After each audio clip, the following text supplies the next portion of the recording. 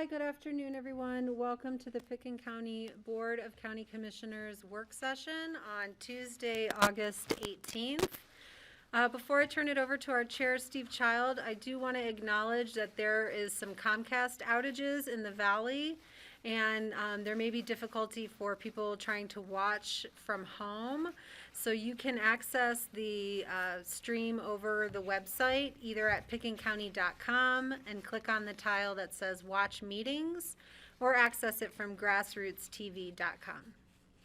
And with that, I will go ahead and turn our meeting over to our chair, Steve Child. Well, welcome everybody. This is the Tuesday, August 18th work session of the Board of County Commissioners. And three of us are working from home, myself, George Newman, and Greg Postman. And in the meeting room are Kelly McNicholas Curry and Patty Clapper. And then I don't know who else. Is there anyone else in there with you, Kelly? We have Jordan Batcheldor, who's helping us run the Zoom. Okay, and then the first big item is our Board of Social Services meeting. So I will call a special meeting of the Board of Social Services, which our Board of County Commissioners serves as that role. And I will turn this over to Nan Sundin for going through. There's lots of items on this, as always, and we have a lot to talk about today, I think. Welcome, Nan. Good afternoon, Nan Sundin, Human Services Director, and I'm really excited that Sam made it and Patty made it. we had a little Zoom link issue, and Kelly Pazar here. As you all know, this is a quarterly Board of Social Services meeting, and you all, the Board of County Commissioners, serve in a statutory role as the Board of Social Services, and your job is to ensure the expenditures and the payrolls that Human Services it uses each quarter, and then we use the time to give you updates. And today we're excited to give you some regular Human Services updates, and there's a lot there. So we'd really like to know, in particular, what interests you as we get to the slide. You can say, oh, I really care about that. Tell me about that. And then we want to just give you, an ongoing update about how we're doing with COVID relief. So the two parts of our program. So I'm going to present a PowerPoint, and I'm assuming you all, can you see that now? Not yet. No. Not yet. It asked me if I was presenting. Is there something I need to do differently? You have to do share screen. Hold on. Let's see.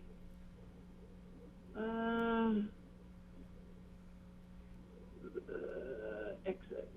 What if I do this? Can you see it now? Nope. We see you very clearly, but not it. So we're going to have Jordan walk you through the steps. Nan, are you starting by hitting the green share screen button at the bottom of your Zoom window? I am in my Zoom window. Hold on. Now I've lost Zoom. Sorry.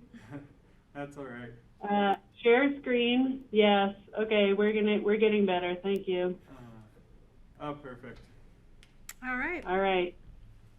So All now right, you good, see. Nan. Okay. Yay. Thank you so much. Thanks for your help. All right. So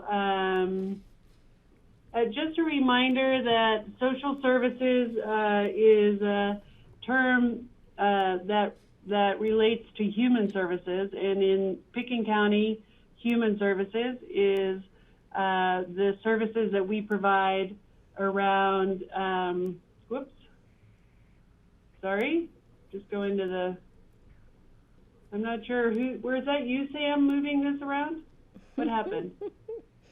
I was not doing that.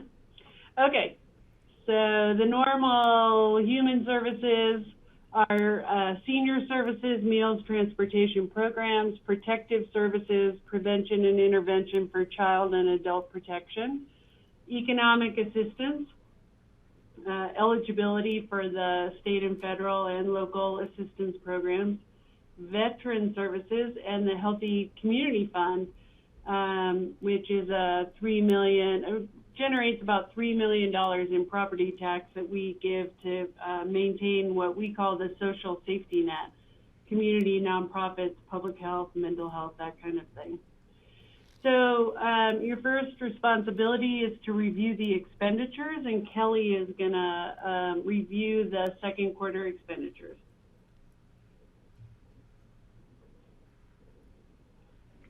Good afternoon.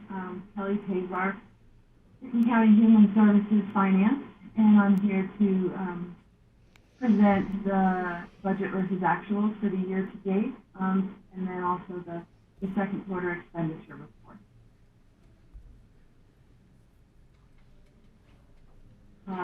This update today covers the first half of the county's 2020 calendar year budget, and a reminder that our program allocations follow the state fiscal year, which just ended June 2020. And we have great news on the state fiscal year closeout. There was additional funding made available, and with CARES funding also being applied, all of our programs are fully covered. So this explains why you'll see the revenue percentages are high for this point in the year. Normally, we would see like 50%, but we are high, which is great. And jumping down to the bottom of the chart that you see there, our total programs, our allocations are being leveraged well. The total program expenditure percentage at 64% at this point of the year is understandable due to our additional spending for COVID-19 response. The net deficit for quarter two is very good compared to budget, so we're at 36%, where we would expect to be again at 50%. But we're at 36% deficit, so that's very good. And we might need to do some additional budget supplemental requests before the end of the year, but we'll have to wait and see how that all shakes out. I'll continue on to review the individual programs. For admin and economic assistance, with COVID-19, we've had a huge jump in program expenditures. SNAP and Medicaid. So our expenditures at 62% this time of year is expected with that.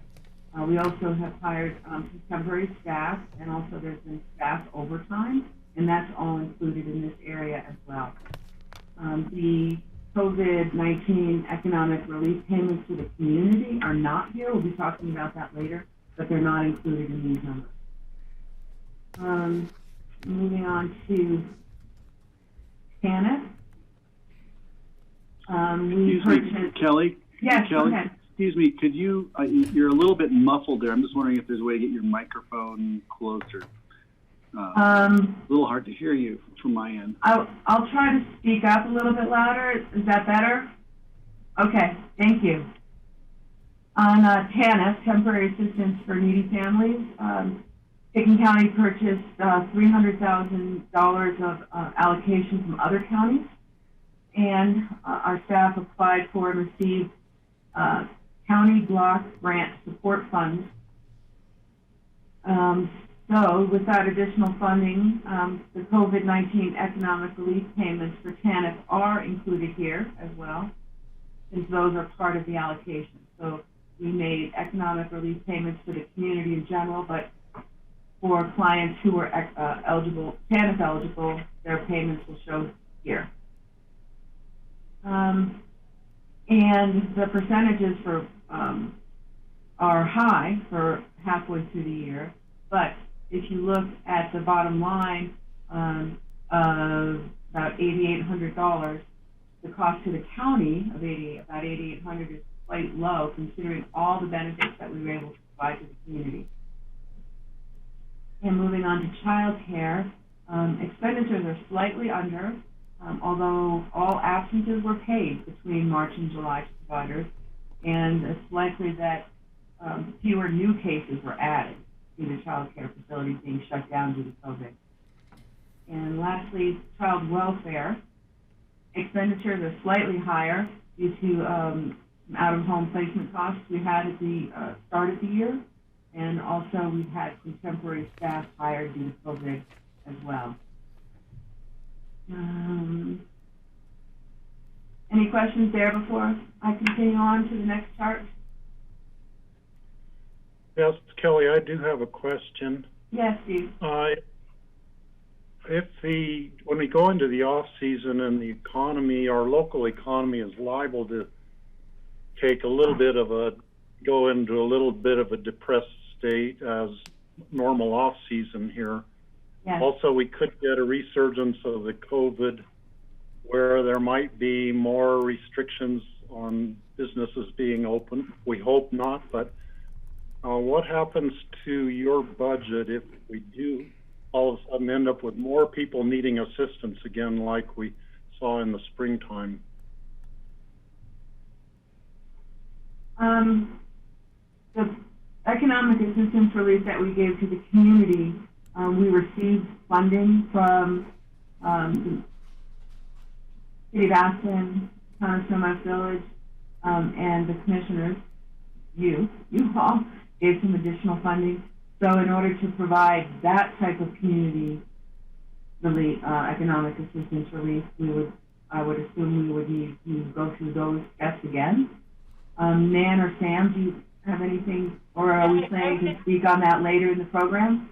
Yeah, I'm, these programs that we're looking at here, the quarter expenditures, these are pass-through. So people who are eligible, these are direct benefits. So the busyness for us, Steve, will be in the eligibility process, the redeterminations, the applications, and but this money that you're looking at here is pass-through. So it's going directly to the people who need it, except for our staffing, and our staffing right now is not expected to change except for one temp that we have. I don't know why it keeps doing that. Sorry, everybody. It's me, I'm sure. I think you might be accidentally hitting the play button, and it's like playing a slideshow. Sorry. Greg has a question. Only that looking in your crystal ball, Nan and Kelly, at what the state's doing regarding funding, what can we anticipate for funding to continue going into the fall and into the winter? Any indications from them that the levels of funding will continue? Well, we know that we got the budget letter for state fiscal year 2021, and we know what the allocations are to run the business. So those won't change unless CARES Act dollars are infused again. So a couple of places where we really benefited was we had over expenditures in childcare because we covered all of the absences during COVID, and the state bailed us out with CARES Act dollars. We spent $429,000 in TANF, and we got all of that back. So, what we know and what has worked well for us in Pitkin is that if we are willing to take a risk, we generally get bailed out. Of course, it's a calculated risk. Like, we wait to hear, is there, we knew that we were likely going to be bailed out in CCAP, and we took a big risk with TANF, and we got bailed out in all of it. There's going to be more TANF money available. So we just have to keep our eyes on all of the pots of money that could potentially come in.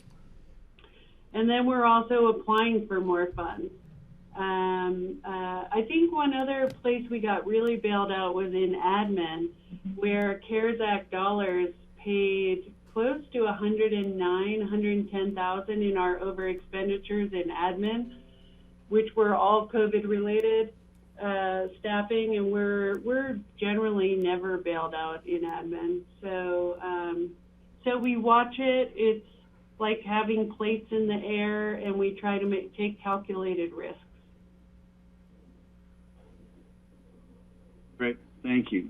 That's reassuring. Thank you, Nan.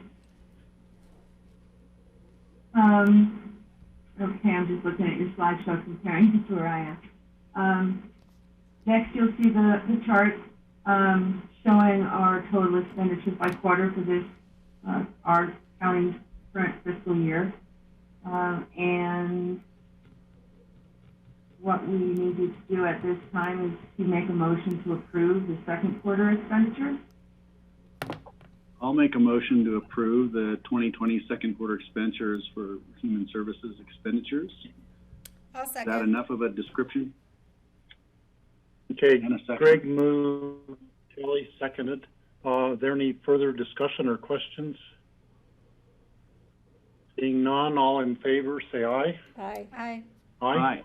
Good job. And Nan, I can't wait to hear about the SNAP program, and specifically the help you gave La Plata, you and your incredible team there. So I will wait till we get to that, but All right. I'm We'll eager to hear about it. We'll let Sam take credit for that. Let's see. There. So now your obligation is to approve the payrolls. Payrolls are direct benefits to clients who are eligible for these programs. And I'm going to let Sam go over the payrolls. Thanks, Ann. So what we're looking at here are our quarterly payrolls for 2020, and our next slide is going to show our year-to-date comparison over the past few years, just to give folks an idea of really what change we've seen over the last quarter. What you're going to see here is a pretty dramatic increase almost across the board in most of these programs. I'm going to call a couple of them out that are particularly interesting, and if anyone has questions, feel free to chime in. You'll notice that our child care expenditure went up significantly from quarter one to quarter two.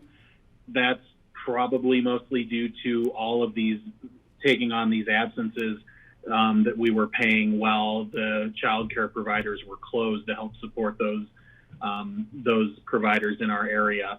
We also had a significant increase, not only from quarter one to quarter two, but just this year in LEAP assistance. LEAP is the Low-Income Energy Assistance Program. We were pushing folks who were coming in for assistance due to COVID to apply for that LEAP assistance to offset their heating costs. So that would allow the assistance that Pickens County was giving them for shelter or rent or whatever to have more of an impact rather than paying heating utility bills. We allowed this program to help pay that. I believe most years the issuance has been between 12,000 and 18,000 annually. So to see 36,000 in just 2 quarters is very impressive. Our standard Colorado Works issuance did go up from quarter one to quarter two. This doesn't include that $400-some thousand that we issued as emergency assistance payments. These benefits that we see here are for the families that were eligible for what they call basic cash assistance, which is a monthly amount that is put on their EBT card that they're able to use. So that represents an increase in caseload right there, of ongoing caseload for our department. And then you'll see with the food assistance, dramatic increase. We were, I don't know if pleased is the word. We're happy that folks were able to access these benefits, because this represents funding not just going into, purchasing food for families in Pickens County, but also a lot of that spending at local businesses, at the grocery stores and convenience stores. So we're seeing an infusion of federal funds there. So we did see a significant jump in that issuance, up to 270,000 in the second quarter. That represents approximately a doubling of the caseload from March up until the present. Are there any questions on any of that information?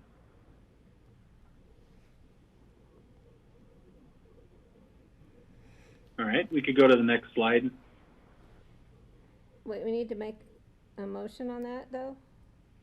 No, not yet. Okay. This is the next slide, Sam. Oh, great. Thank you. So this just shows our year-to-date comparison from 2018, 2019, and 2020. You'll see in a lot of these that we're we did see an impact in this last quarter that has put 2020 above and beyond in some areas, primarily with the food assistance. Colorado Works is up significantly. Once again, LEAP, like I mentioned before. And our child care looks like it's rebounded similar to 2018. So we have seen these increases. We expected them with COVID. And like Kelly mentioned and Nan mentioned, a lot of this is passed through funding that's covered by the federal government or state funds. So none of these increases that we're seeing right now are concerning as far as our budget goes. In most cases, this is good to see with the impact that's happened to our economy, getting these funds infused into our local economy from outside sources. This is where we'd ask for a motion to approve the payrolls if nobody has any questions.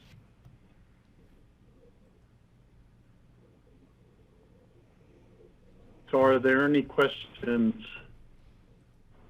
I have a question, Steve. Go ahead. I can't see you. Sam, I have a question. In past years, we've been concerned about the gap between eligible folks and the numbers enrolled. My assumption is that just the plain need this year has helped to close that gap in these programs. And I just wonder if you have any thoughts on that. We still have a substantial list of folks who are what's called eligible but not enrolled. And that means these are people who are currently receiving Medicaid benefits but are not receiving the SNAP benefits. Because the income limits for those programs are so similar, anybody who qualifies for Medicaid should be eligible for food assistance. One issue we see impacting that is that the food assistance program, the requirements for application are a little bit more intensive. People are required to provide more documentation, which might act as a barrier. We did, like I mentioned, see a 50% increase in our ongoing caseload. So I think that gap has closed a bit. And we are working with our outreach team to get the information out about the SNAP program, as well as working with that eligible but not enrolled list to actually reach out and contact folks directly, letting them know that they are likely eligible for food assistance. And we were able to get 2 of our technicians through a course which allows them to take applications telephonically. That should really help with getting folks enrolled. It should make it easier for them, take up less of their time, and also fits in with all of the social distancing requirements that we have now. Thank you. Mm-hmm.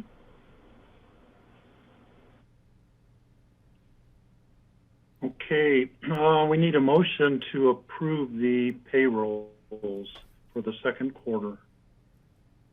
So moved. I'll I'll second. Okay, Kelly moved, Patty seconded. All in favor, say aye. Aye. Aye. Great. Okay, thank you. Thank you, Sam. Thank you, Sam. So these are all these are the program and policy updates. There are so many that, but I'm just wondering if there are any particular that you want to hear about or you're hearing about outside, or do you want me to just go through them? Yeah. Greg? Nan, I wasn't sure if Sam is done or if he's actually left us, but I wanted to hear a little bit more about the SNAP assistance that your department was able to give to La Plata County, which I understand they're very grateful for assistance you gave them, and I just think it'd be nice to share that publicly. Yeah, Sam is right below you on my screen. So. Oh, okay, excellent. Yeah, I can speak to that a bit. So as they mentioned, the commissioners from La Plata mentioned in their letter, due to some staffing changes, they had a fairly significant backlog in their caseload. And this was prior to COVID. This had been going on for quite some time. And they had reached out, and we were one of the counties they reached out to. And 2 of our technicians were willing to help provide them some assistance outside of working hours with Pickens County. That's Norma and Juanita Lazaro. And they provided La Plata County with 20 hours a week of processing assistance through an MOU that compensated Pickens County for Norma and Juanita's time. So they were able to provide additional case processing to their workload to help them get caught back up. That obviously went away once COVID hit, and our caseload went up our application load went up by about 600%. But we were really happy to be able to lend them a hand during that time when they needed it. Oh, great. Thank you. It's good to hear that you have the capability and we were available to help them. I appreciate that.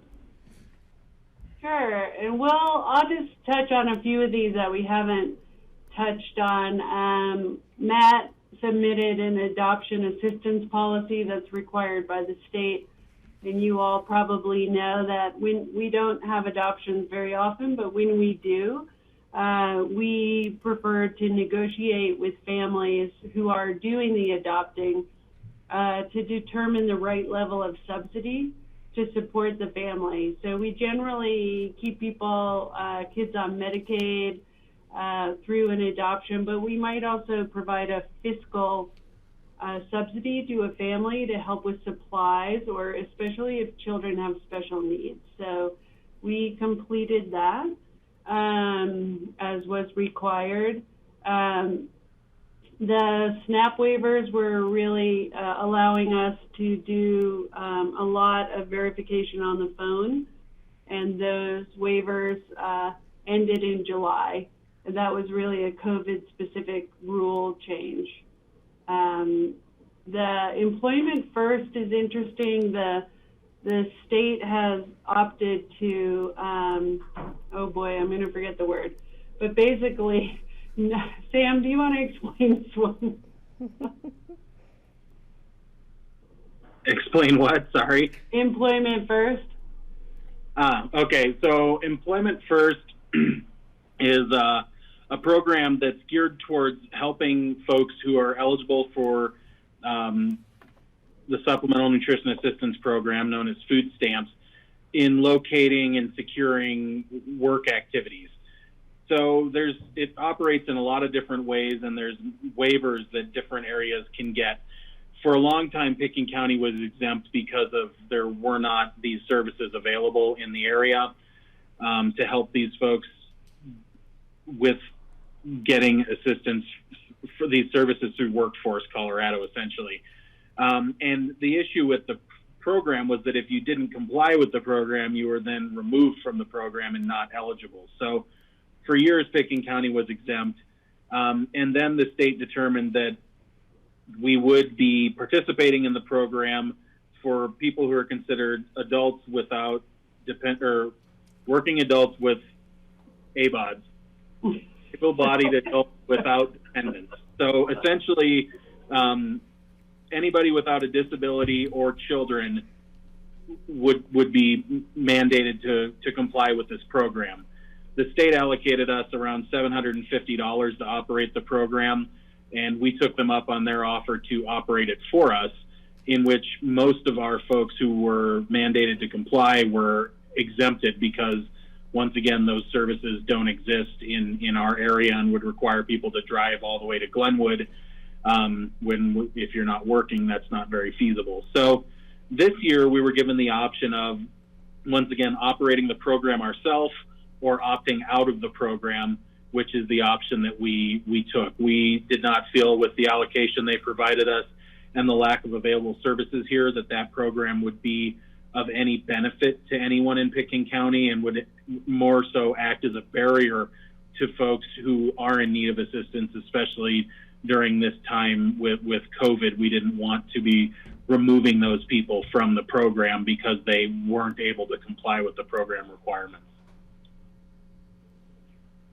Thank you, Sam.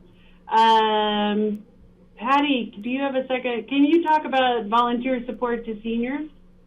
So I think this refers to, is this our contract with A Little Help? Yes, it is. Okay. So I don't have their statistics in front of me, but A Little Help is a nonprofit based in Denver that through I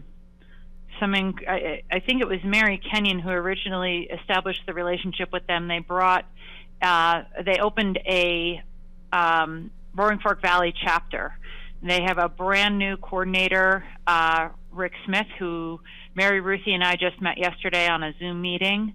So we're very excited about that. Let me see if I can pull up. Here we go.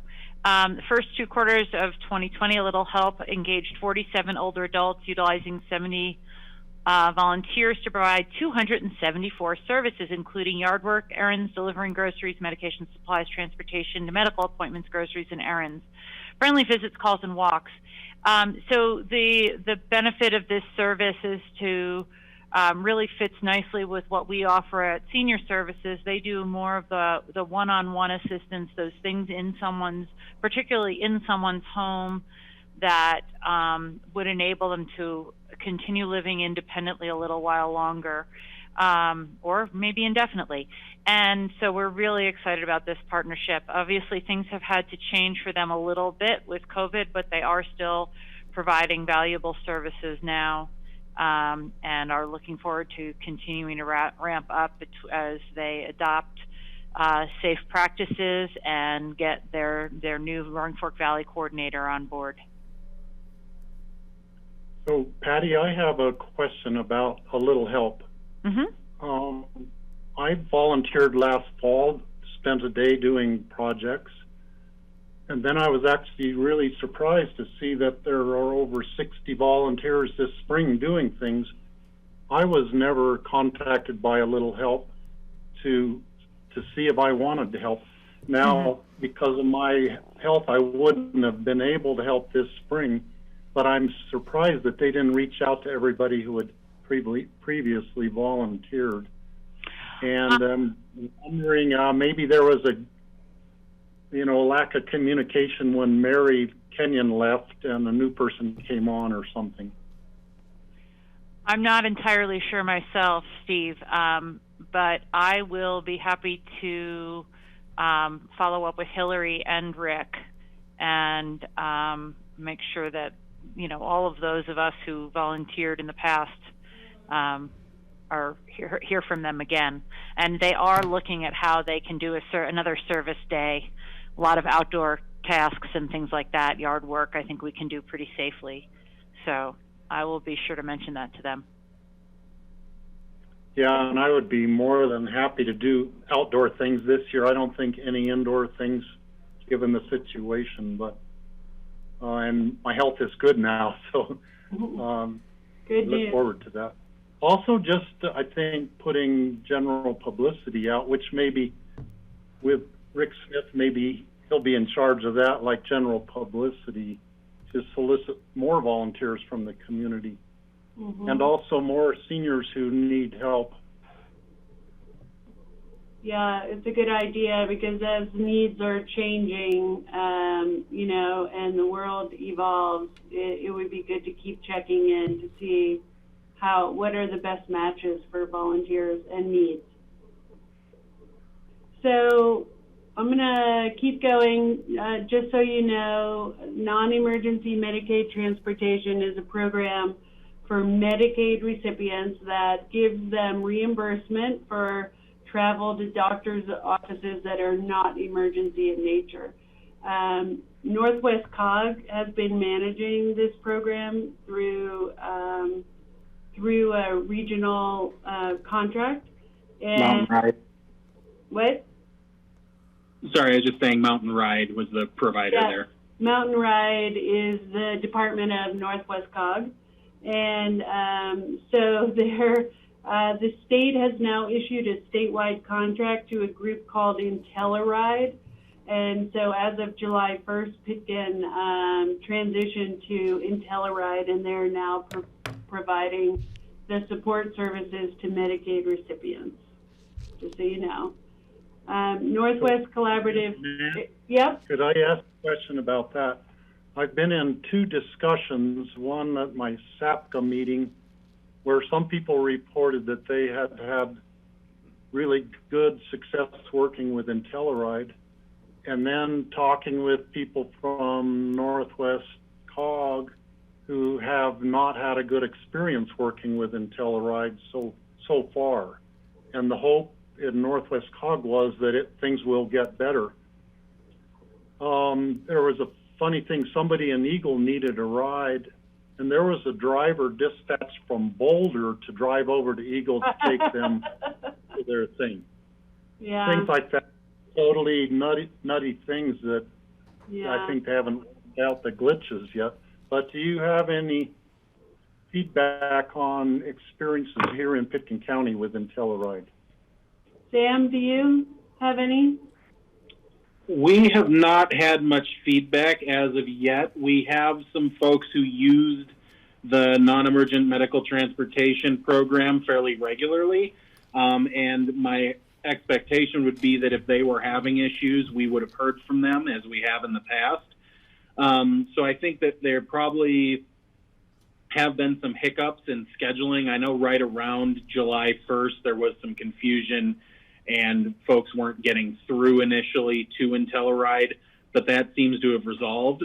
So I would think that they've probably gotten up to speed pretty quickly, or we'd have been hearing from some of the regulars who use that service. Yeah, and also on August 1st, a bunch more counties were being added to, they had delayed the opening. Right. So August 1st, they were probably swamped for a little bit. Yeah, But anyhow, you could I keep would me guess posted on about, that going forward. yeah, I would guess about 2 to 3 months to really iron out the kinks for Intelleride. It does save us about $8,000 because we were using admin allocation for that. It was an unfunded mandate. So now HICPUF has taken it back and they're covering the cost. So that's a good thing. We fought for that for many years, so it was a big success. The Northwest Collaborative Shared Technician Program is run by Garfield County for the 10-county Northwest region. This is where they take overflow Medicaid applications, and they also use Medicaid applications to do training in the rifle office with new technicians. You probably remember that Garfield County saved us when we separated from Eagle County and didn't really have a department. They did our work for a year through this program. It's only cost us about $8,200 a year, but this year Summit County is backing out of the collaborative, so our cost will increase to about $11,500. But we're going to maintain, we want to maintain the program because it's really good insurance for us if something should happen and we can't get the work done. Sam, you want to do an update on veteran services? Sure. So prior to COVID, right before COVID, actually, Brian Littlejohn, our previous veteran services officer, had to resign, and we began the hiring process, and then COVID struck, and that got put on hold. Recently, we were able to reopen the position. We received a lot of great applicants. I'm not sure if COVID has shook up the workforce or what, but we were able to interview a number of very qualified candidates, and we extended an offer of employment to Thomas. TJ is his nickname, Bolt, and he accepted. He'll be starting as the new veteran services officer on Friday, actually. We'll be getting him onboarded, and he'll be working with Pat Hammond from Eagle County as well as the state to get trained up on all of the necessary procedures. And we're looking forward to working with him to expand that program, and especially looking at how we can operate this program in this more virtual world and utilizing social media. So we will hopefully be able to bring TJ to our next meeting to introduce him to everybody. Thank you. You probably know that Human Services received a 2019 Distinguished Service Award from the Colorado Department of Human Services for meeting a percentage, over 75% of the CSTAT requirements. So around timeliness of case and thoroughness and errors and so that was exciting to get an award. Our team works hard to process cases and to treat all children and adult cases in a timely manner, in an appropriate manner. So that's just an FYI. And then the last is that, and I believe I put a link in the memo to the Healthcare Policy and Financing Incentive Award, over $8,000. So we met almost all of the incentives, which is really good, and it was over $8,000, and that money comes to our budget and can be used in any way that we want.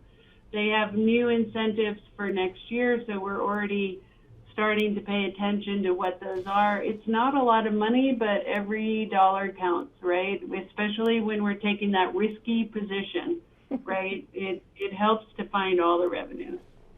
Any questions about those things? Just a congratulations on these awards.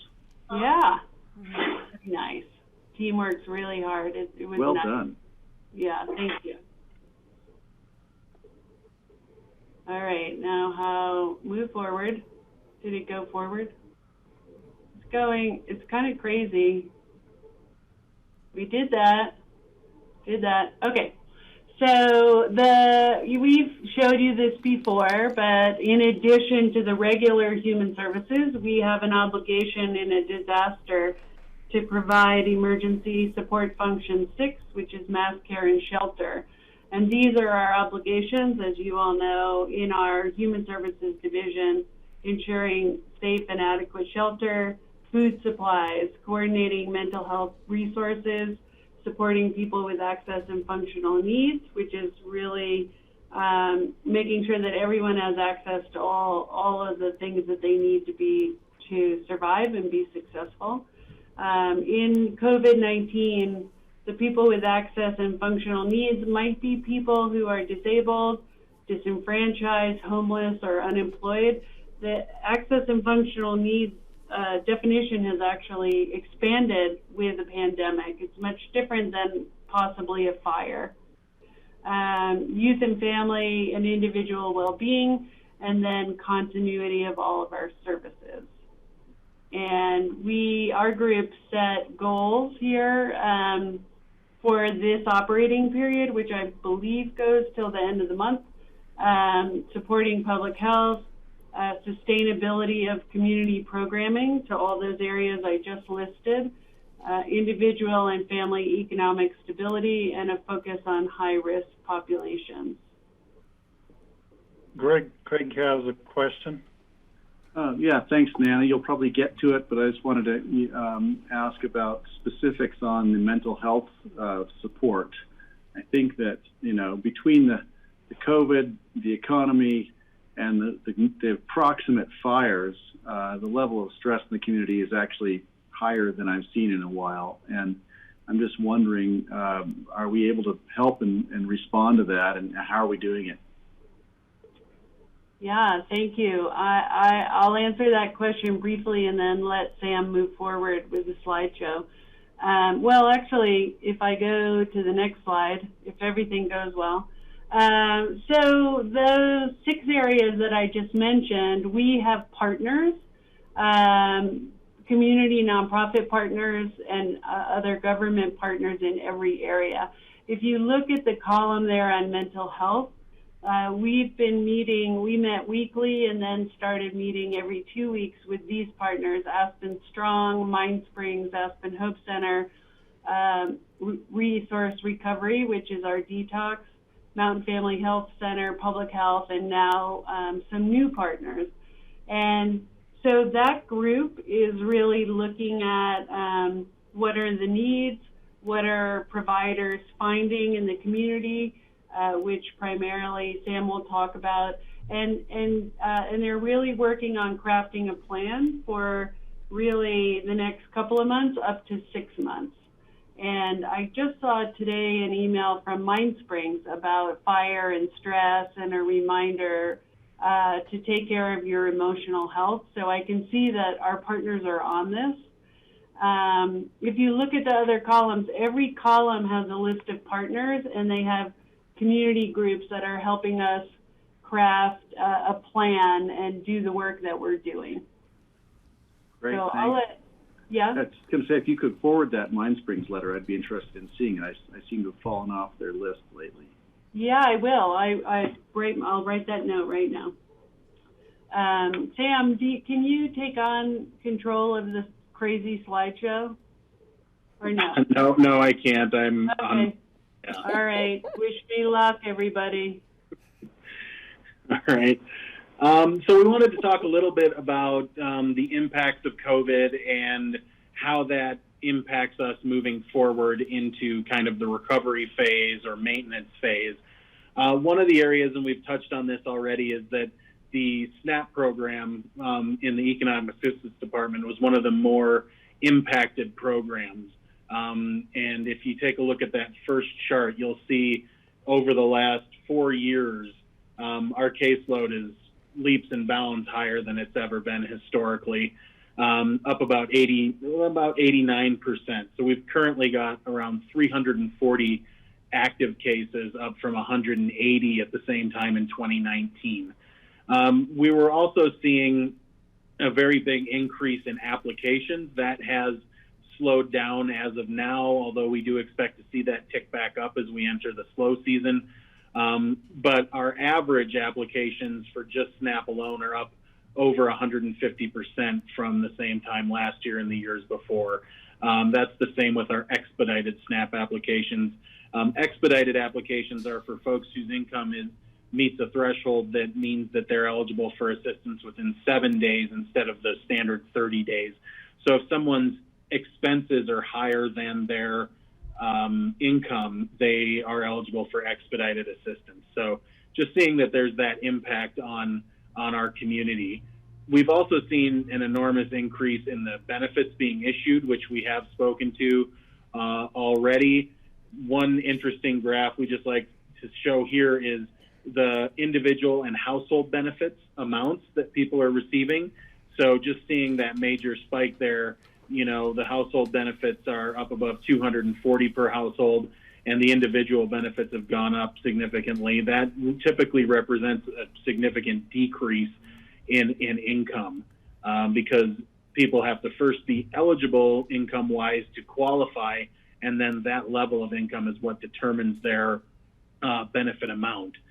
And once again, just reiterating, you know, that we saw since March of 2020, we've issued over $300,000 in benefits, and that's close to the 375 that were issued in the totality of 2019. So the SNAP program is definitely doing its work right now. We want to keep trying to get people enrolled in that program as much as we can, because it does help offset their household costs and ensures that they have access to food. So we're going to keep pushing that, especially as we enter possibly, you know, fluctuating employment periods, as well as seeing how this new federal stimulus for unemployment, it helps or doesn't help depending on the case. So we're going to be maintaining a focus on the SNAP program. Does anybody have any questions about that?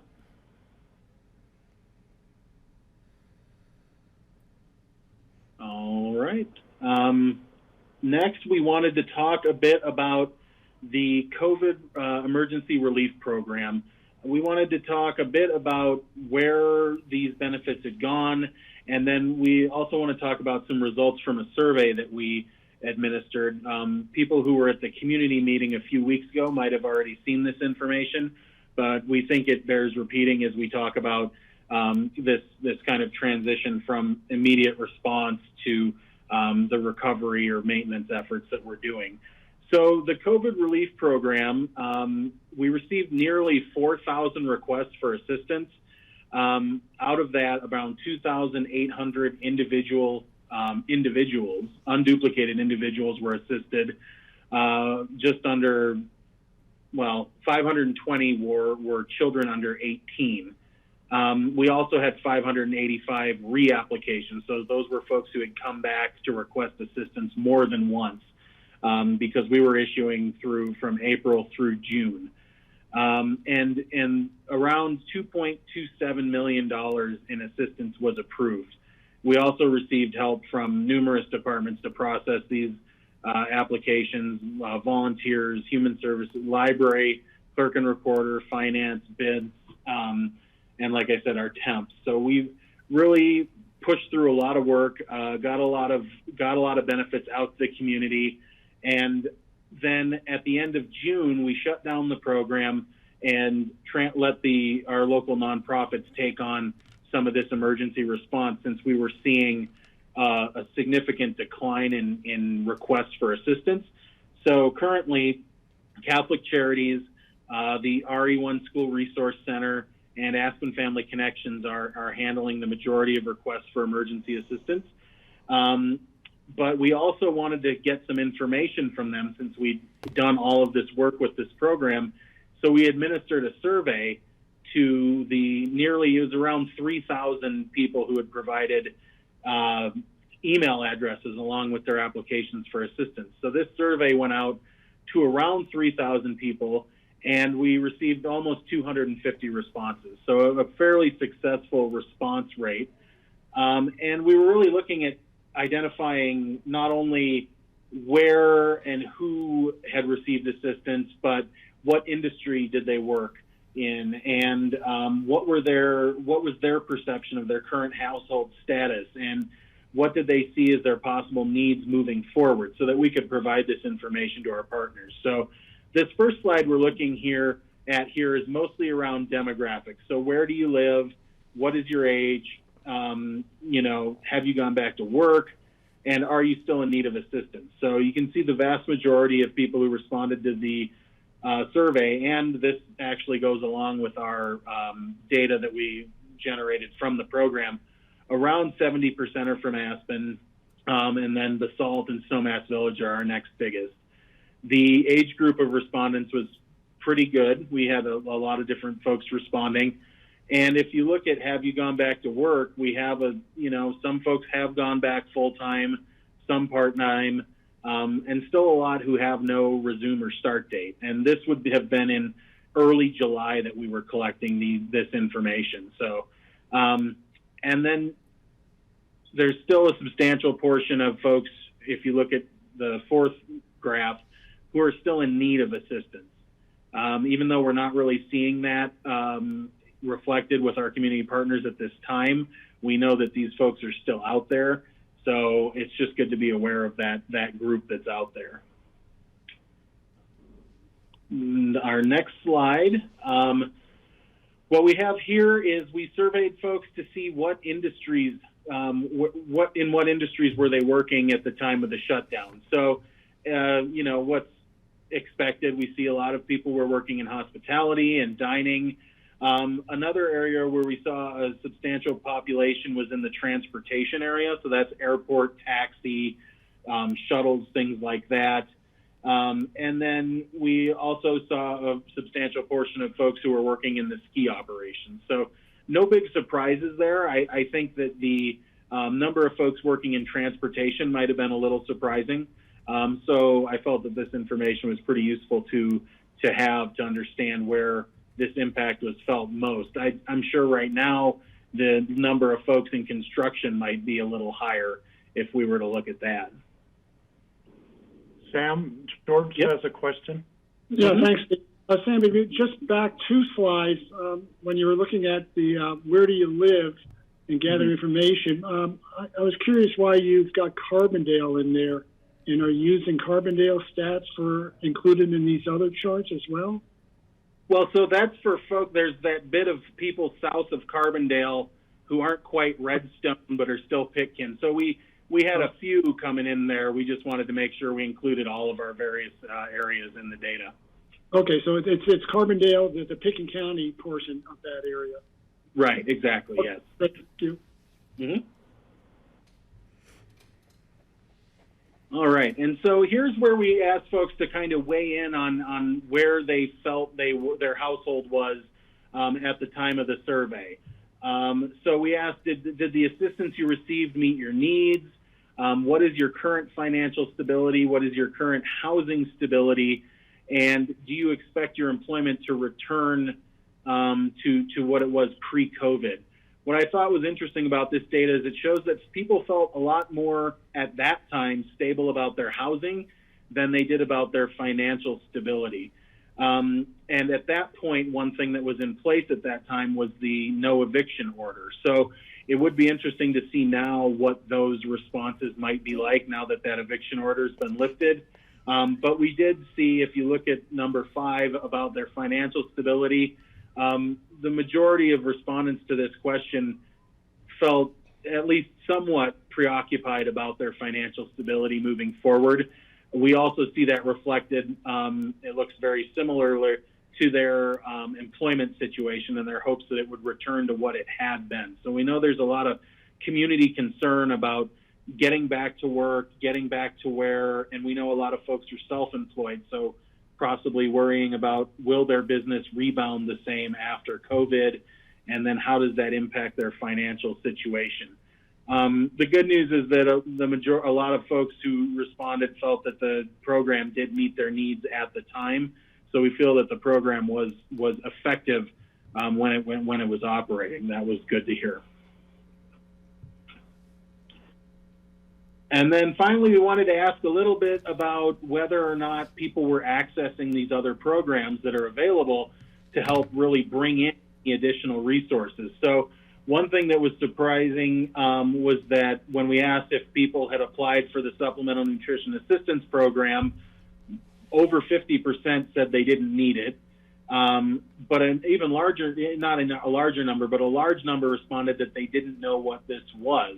That's concerning because all of the information we pushed out every time we corresponded with folks about the COVID relief, we reiterated the importance of applying for food assistance, applying for LEAP, the heating resource to offset their heating costs. So obviously we have more work to do around messaging around the SNAP program to get more folks enrolled there.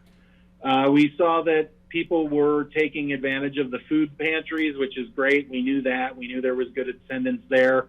Those are still up and running, so that's available to folks. And we also saw that a significant portion of people were receiving those unemployment benefits. We know that that has since stopped. However, today we hear there's going to be some reiteration of federal funds getting infused there.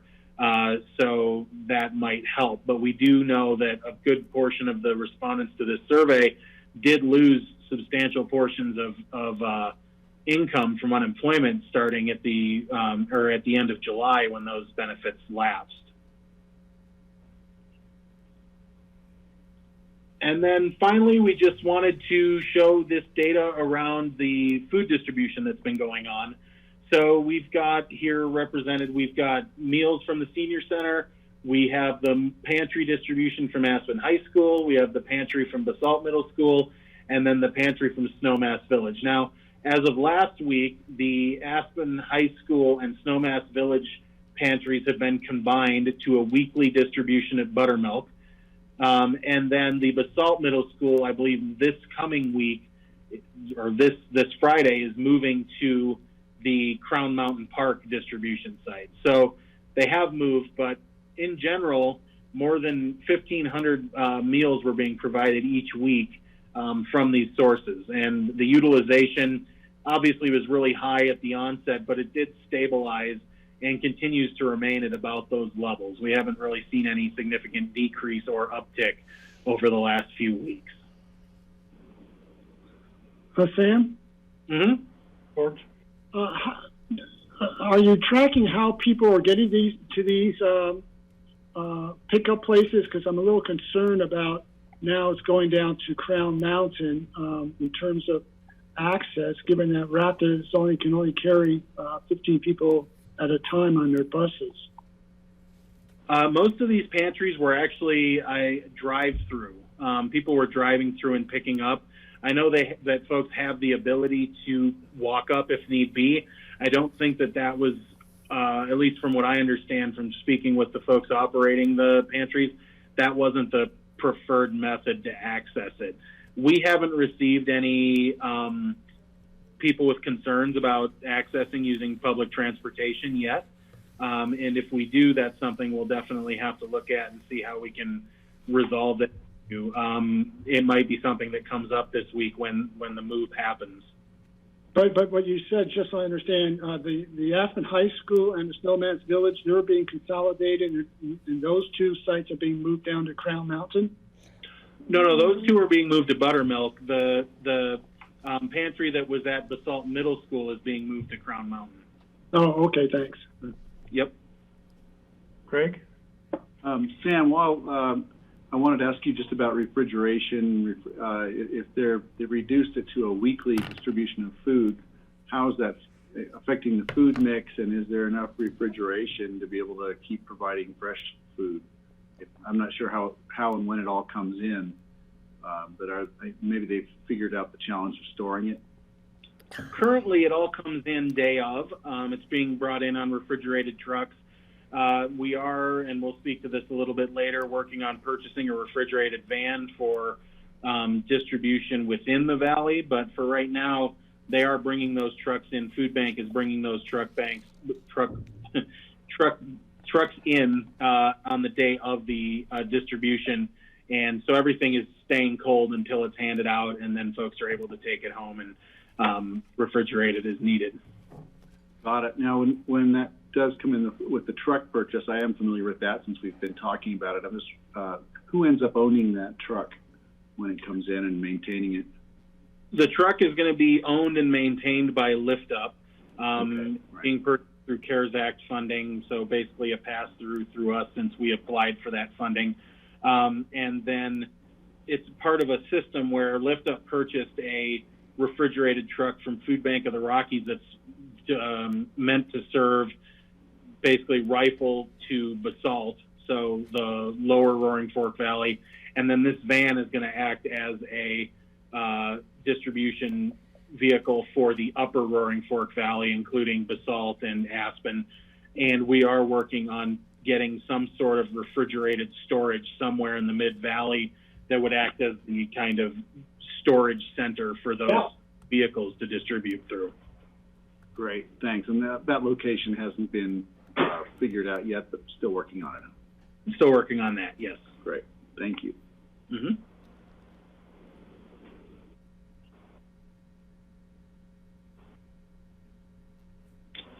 I think Patty would speak about the congregate meals, yes, or? I sure can. So this chart shows some statistics from 2018, 2019, and then 2020, the first half of the year. If you look at the first quarter, it looks like the numbers were down January through March for 2020. That decrease only happened in March, as we had one missed meal day because of right before the COVID shutdown because of a flooding problem in the facility. And then a little bit of a slowdown the rest of that month as we started ramping up into the COVID meal service and more people found out about us.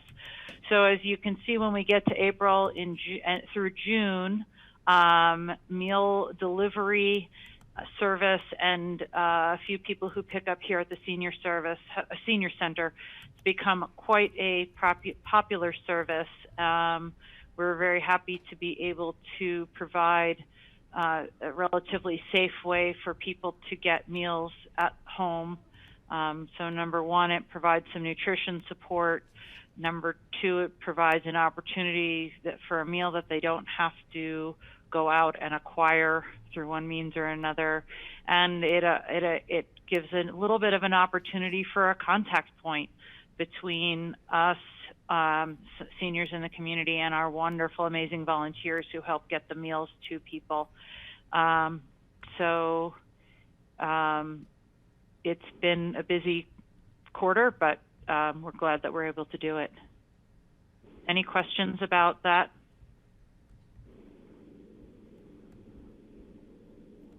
Yes, Patty, I do have a question. on the next slide in the packet, it actually showed the home delivered meals, which were people who were basically shut in, weren't, and the numbers of those went down while the numbers of the congregate meals went up, even though a lot of them are delivered to their homes. They're not considered home delivered meals. So did some of the people who were getting the quote unquote home delivered meals sort of now they're actually counted in this chart for the congregate meals? The folks who have been ongoing qualified as home delivered meals recipients, there have been a couple, and they've continued under that service category. But for the most, we've just had low numbers of folks who qualify as completely homebound recently. And I think the flexibility in the program right now, the congregate meal delivery, I think we've been mostly intaking people under the congregate category.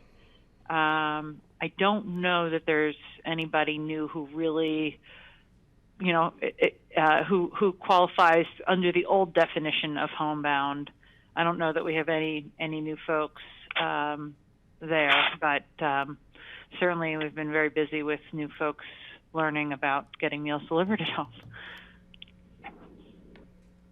I think when we do eventually open the facility again, depending on what that looks like, numbers of people we're able to have here, and the concerns that people still have if they don't want to come in or they have compromised health in some way, there may be a new definition for people who can continue receiving. They may expand the definition for home delivered at that time, or continue to allow flexibility. We find that the Area Agency on Aging has been, and I think this is statewide, they've been very flexible on what we're able to do under some of the regulations.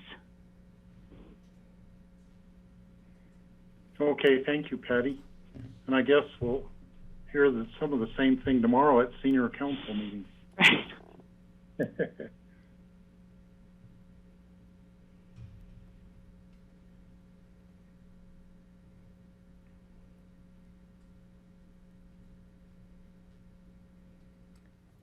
If someone's talking, we can't hear you. Yeah, someone needs to unmute. That was me, sorry. I was talking and it was really smart, but now I've forgotten what I said. Thank you. So anyway, you all know we're responsible for housing, homelessness, and supporting people with access and functional needs. So we've been working with Aspen Homeless Shelter, Mine Springs, and the PACT program, the Pitkin Area Co-Responder Program, and Human Services to expand a case management team that is assessing needs and providing services of the safe outdoor space and to other homeless and to other people in need. The Adult and Family Services has received 75 referrals for people with access and functional needs.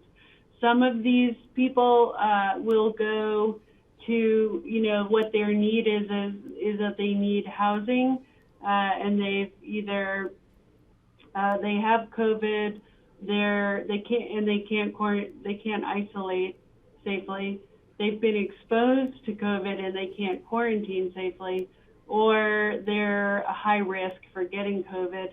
Those people we're sending to a local hotel and using FEMA dollars to cover their hotel stay with medically necessary non-congregate shelter.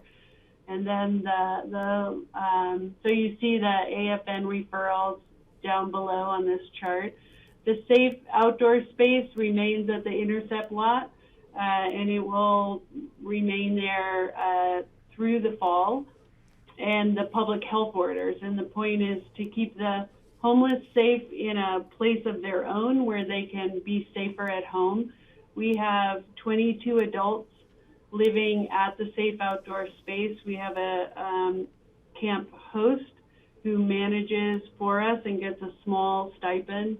And we just recently put a fence around the camp to do a couple of things, but primarily to provide safety for the people who live at the Intercept lot. You can't believe how many people thought they should go drive around and look. I think probably it would be good for you to know that the faith community has informed the homeless shelter that they will not be providing a winter shelter this year, primarily because of COVID, but also because they think we need a more sustainable solution. We just got that word on last week. So the Housing Stability Group is meeting in a week, and we're going to need to really work fast to try to find some solutions. Hopefully we can find some more emergency solution grant dollars to house people in other settings. But we are working. Tonight, for example, we have a camp meeting where the case managers go and we meet with the residents and find out what they need and see how we can continue to strengthen the campsite. Any questions about that? I have a question. Yep. Yeah. Patty. How are we funding or continuing to fund the Intercept lot? Brush Creek Park and Ride, excuse me. Yeah, so we were able to get a grant for $70,000. It's at the end of the slideshow, but and you all will approve the supplemental on September 8th to support the homeless through the COVID crisis. So we'll be able to recoup some of the dollars for the emergency shelter we had at this building, and then we can also use the money for street outreach. It doesn't cost very much to have the safe outdoor space on basically a monthly basis. It's around $2,500 with the camp host and the utilities and supplies that are there. Everything else is donated. The biggest expense was the fence that we put around, and that is not reimbursed. It was $13,000. It's not reimbursable by the ESG grant, but the revenues from the emergency shelter will help offset some of those costs. So it's like money in, money out. We anticipate applying again for emergency solution grant dollars.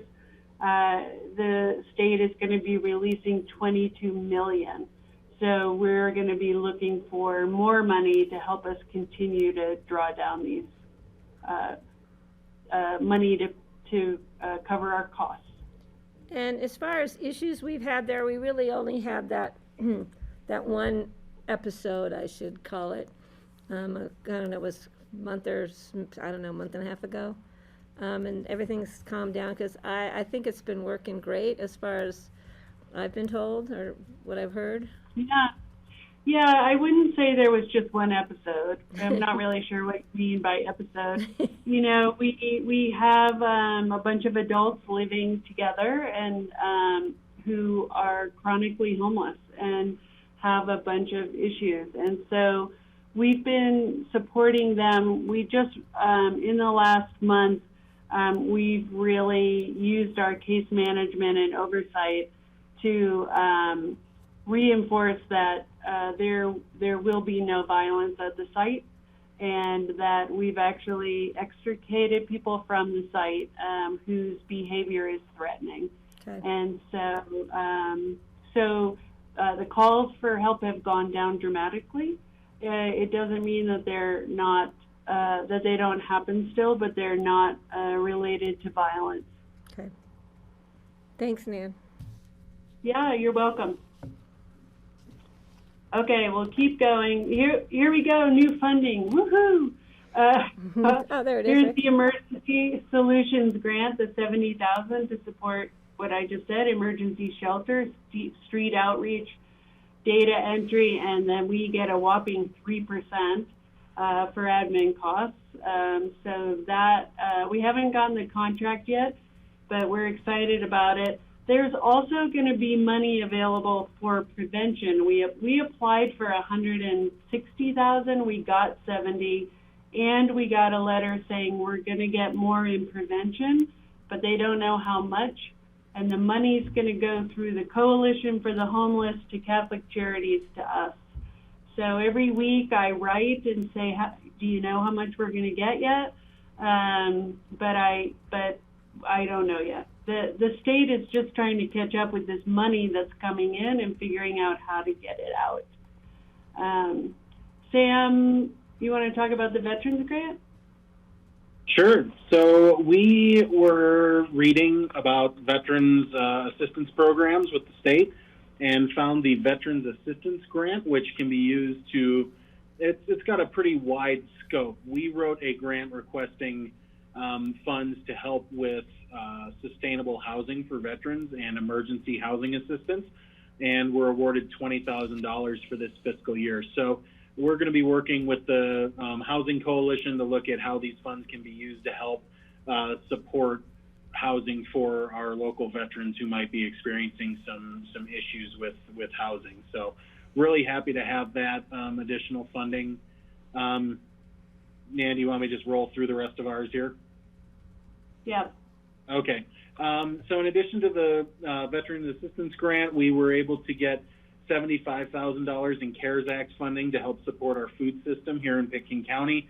As we mentioned earlier, about $48,000 worth of that is going towards purchasing a refrigerated van that's going to facilitate gleaning activities as well as grocery rescue and distribution throughout the valley, primarily up to the Lift Up Pantry in Aspen.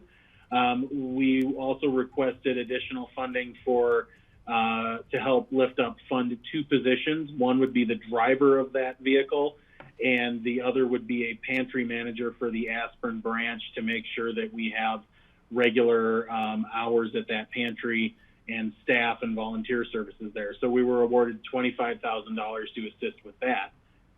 And finally, we also received a $35,000 grant from LiveWell Colorado to help purchase CSA shares for households that are WIC eligible, so women, infants, and children, as well as for older adults. So you probably remember last year we received about 10,000 and were able to purchase 10 shares.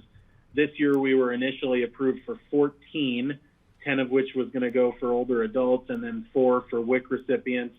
And with COVID, LiveWell received additional funding, and we asked for and were awarded a total of 35 shares. So currently, each week, 28 shares from Two Roots Farm are going out to 56 older adults here in Pitkin County, and then 7 shares are going out to 7 WIC households, and that's all fresh, local, organic produce. Thank you. So I just want to point out the obvious, that in addition to the dramatic increase in caseload because of COVID, the huge amount of work for ESF6 and that workload, our team has been successful bringing in almost $180,000 more. That is not even mentioning the $429 we brought in TANF and the other ways we were bailed out for admin. So we've been pretty successful bringing money in. And the last part is that I like to tell you all that we've signed contracts on your behalf with your permission. The first are core services contracts, and those are the contracts we have in adult and family services to mental health providers to serve our families in need. So we've done all updates on those. We had a care navigation update with the AAA, as well as a nutrition update, and I say AAA, but there are 4, and it's now called Vintage. So those are the contracts that we've signed on your behalf in the second quarter, and that really helps us expedite paperwork and not get stuck in meetings, which is super helpful. So that's what we have for you all, and we're open to questions, or we can end early, whatever is your preference.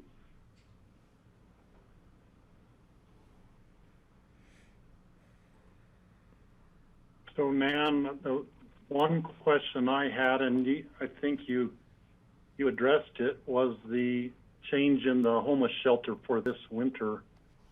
And I realize your coalition will be working on a solution, but if there's anything, I mean, don't be afraid to come to the commissioners and pick our brains for ideas. And I urge all the commissioners to be thinking about possible solutions for that also.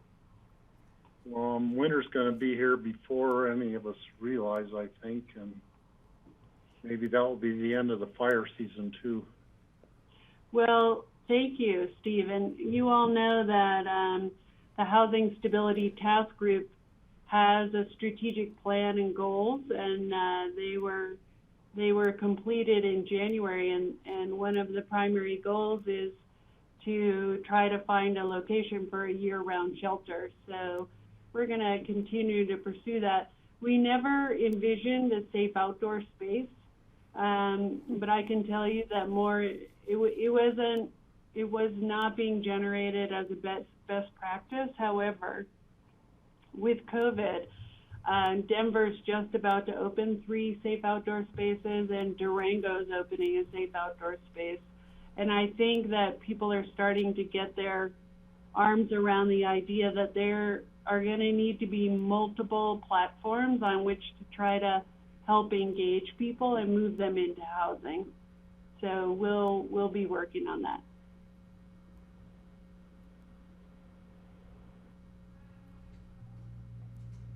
Okay, any other questions or comments from any commissioners? Yeah, Steve?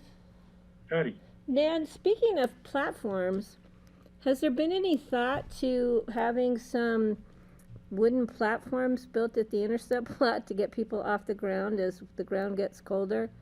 I mean, you just brought up the word platform, and thinking we may have to have survivable, safe outdoor housing opportunities through the winter if we can't find another option, or if some want to continue to live that way. Well, it's a good question, Patty, and that is what they're doing in Durango and in Denver. They have platform sites. Just a reminder, we opened a site really quickly, and it may or may not be the right site. And we are also in extreme winter weather, as opposed to, Durango and Denver. Right. So we're going to be using the Housing Stability Task Group to outline some options and really try, as well as tonight, as I said, we have a meeting at the Safe Outdoor Space, and we're going to be talking to the residents about what their thoughts are about what could happen. Okay, thanks, Nan.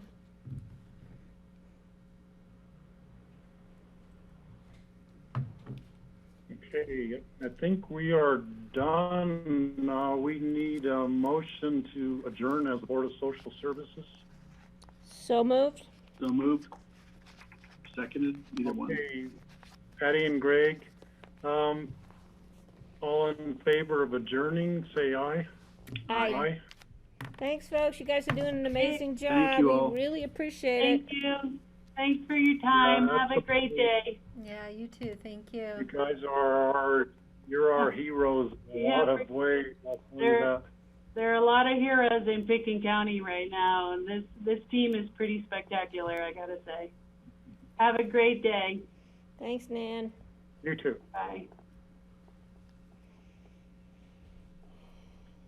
Okay, now we get to our high point of the weekly meeting, and that is our COVID-19 update. We hope it's not the high point. We hope it's all low numbers. Yeah, Steve, so I'm just going to share my screen here.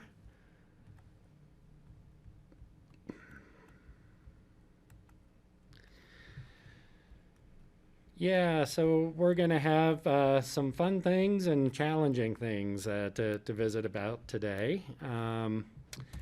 Just real quick, I'm going to give a data update, and Steve, as you indicated, this is going to show some positive trends. We'll still be urging caution. We'll talk a little bit about what's happened since the beginning of July, what's changed that may be influencing those trends, though it's still too early to really tell. Just want to update you on ongoing planning and discussions. Just so you know what's happening out there, these aren't necessarily going to be conclusive, but so that you know kind of the next steps, what the playing field is looking like going forward, and then hopefully we'll have some time for discussion. So I want to start off, this is all available on the county's website, but this is the daily new cases and previous 14-day case totals. This is just for Pickens County residents, so this doesn't show visitors and such. I'll get to that in the next screen. But what you can see is that our 14-day case totals for residents are now at 5 positives. And we have not had any positive residents now for the past 11 days. So that trend is quite positive, and you can see the blue trend line, which is the 14-day case totals continuing to trend sharply downward. The other thing that you'll see, though, is you start to see the impacts of the 4th of July coming a week and 2 weeks afterwards. And you can see this real surge that we had in cases really starting to follow about 1 week and 2 weeks after the 4th of July, going into August. And we're starting to see certainly that downward trend amongst our residents. This graph also is available on our website.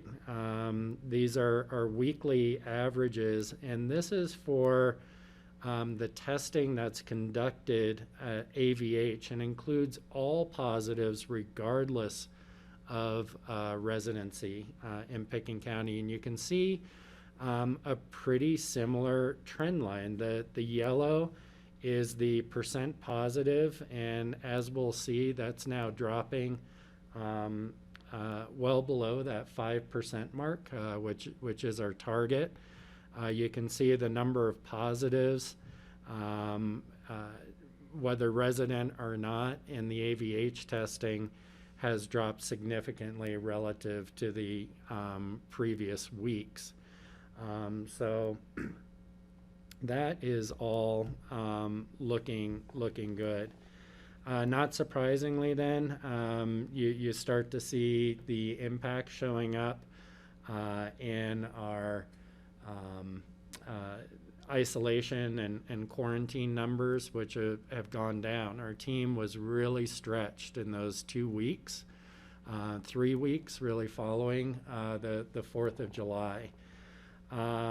Some of the things that we're still concerned about, though, are right at the top here. This turnaround time on testing, again, we're really hoping to see that drop below 48 hours, so we're not there yet. We had also talked a lot about the symptom onset to specimen collection. That time has actually dropped. I'm going to show a comparison here in a second. So it's trending in the right direction. Our turnaround times are still increasing. And I want to make a clear note that is not due to the work that the hospital or the healthcare providers are doing. That's because the labs that are processing the tests are having increasing turnaround times because of volumes coming into the labs. And so that is a discussion that with the state that we'll update you on in a little bit. And of course, the contact numbers and such are tracing very closely to our positive numbers. This continues to be reflected in our hospital data. Sorry, I'll try and get, whoops. They should really George, let you did get you have a rid of that part. John, back to that other slide. And you may be addressing this further down the road, but I'm just curious in terms of testing and turnaround time. Sort of the newest test available is the saliva test. It seems to be quick and easy with a very quick turnaround time if it's able to be done right on site. I don't know if that's going to be part of this discussion or not. So we are using a saliva test, George. That does still need to be sent to a lab. There are a number of rapid test options, and the hospital was able to procure rapid tests where the results are in hours. However, they require particular cartridges and lab equipment. And the hospital was able to acquire approximately 2,000 of those, and supply chains for those rapid tests have also increased, and so we're using those for those with significant symptoms or where a quick turnaround time is medically indicated. But not for other tests. And so we are still dependent on labs until there's a better supply chain of these rapid tests. But we are using saliva test, nasal swab, PCR tests. Those nasal swab PCR tests are both going out to labs. And for those where it's medically indicated or requested by public health, they do have the limited supply of the rapid turnaround tests. So we still have a supply issue on that. Does that answer your question, George?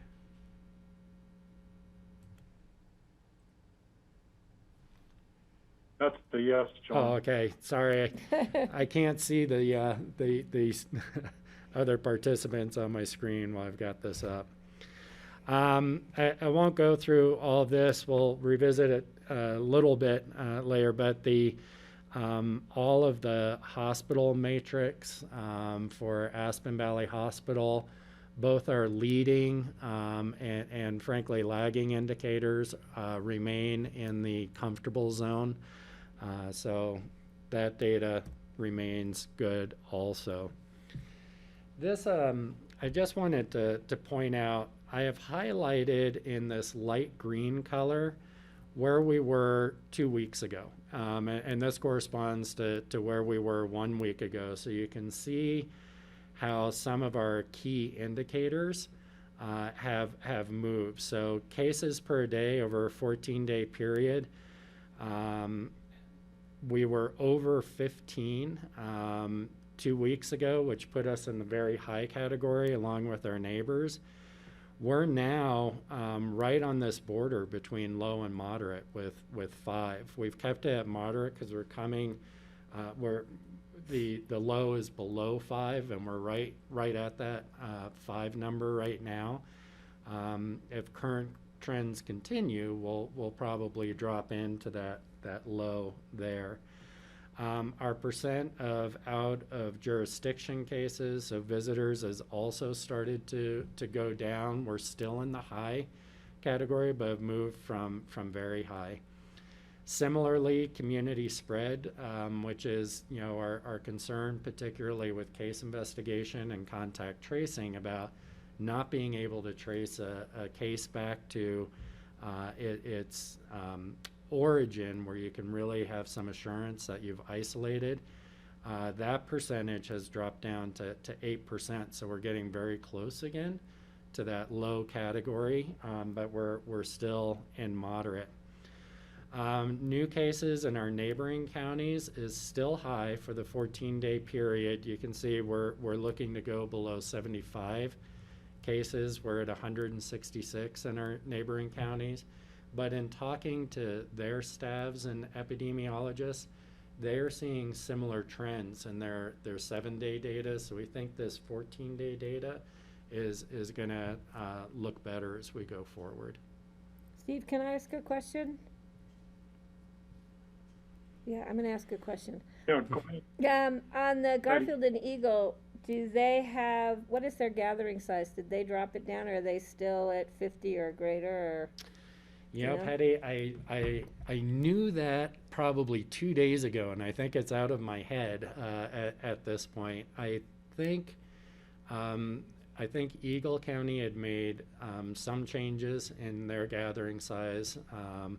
I believe they're still larger than us, 50? as well as Garfield County. Yeah, and do any of those jurisdictions have mask ordinances stricter than the Colorado State ordinance? I do not believe so. See, it says, I really believe that part of, if not a great part of, our numbers decreasing are the group size gathering numbers and the compliance with masks, especially in the downtown core. I mean, it's really amazing to see there are so few people without a mask, even if they're traveling with their families, young people, old people, because it's easy to enforce, and there's enforcement boots on the ground, and I think that's making a significant difference. You're ruining my next slide, Patty. Oh, sorry, John. You didn't tell me to hold my question till that one. Hospital capacity, as we just discussed, remains good. You know, I guess when you say low, that could mean either, but the hospital capacity is in good shape. Our PCR positivity rate has moved from a moderate concern to low category. Our case investigations, with the building of our team, we've been able to keep that in the low category. And then testing, we're still, you know, looking for improvements there. Our community cooperated, and the time from symptom onset to getting a test reduced, but at the same time, our lab turnaround times increased. So we're continuing to focus on that, and I know the state is working on increasing lab capacity through private contracting, and we'll hope that national capacity continues to increase, because we are really in a national market here, not in a state market. So, in terms of what's changed, and this is getting a little bit at what you were just talking about, Patty, but I will just caution ahead of going through this list that it is too early, and right now it's difficult to draw a cause and effect relationship between any one measure and the outcome.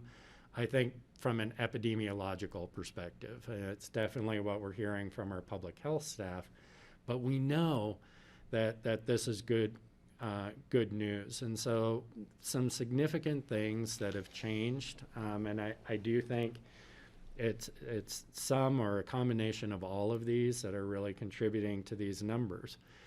You might recall that going into the 4th of July holiday, we actually did not have the public health staff hired that you all had approved in terms of our all of our case investigation staff, our consumer protection staff, subject matter experts. We are in the process of onboarding some and still waiting for others to come on board. That staff capacity has been filled out, and I just want to say what an impressive job our public health team and human resources team has done of integrating and gelling very quickly. A lot of new people, over doubling in size of the department, into an effective response, and I think we're starting to see that. So thanks to the board, one, for resourcing those positions, and I think the team has done a really good job of following through. And if you've had a chance to see some of the presentations and such, the quality of work coming out of the public health team is really great. And Patty, to your point, we never exercised our variance. We had the ability to go up to a group size of 175. We never went above 50, with exception of, restaurant spaces and such, if they are large enough to accommodate with the 50% capacity and distancing limits. We also changed the informal group size limit from 50 to 10, and that's where our case investigation was showing we are having the higher risk of spread. And we think there's been fairly good compliance. We know we've been getting a lot of questions, so people are paying attention to it. Patty, what you're pointing out, the change in mask requirements, we're all sitting in this room together wearing masks, which has been a change really over the past couple of weeks. Both Aspen led off with this, and Snowmass Village have implemented mandatory mask zones. Eagle County in the state of Colorado also implemented mask mandates. Of course, the state of Colorado mandate also impacts Garfield County, so there are mask requirements throughout our entire community.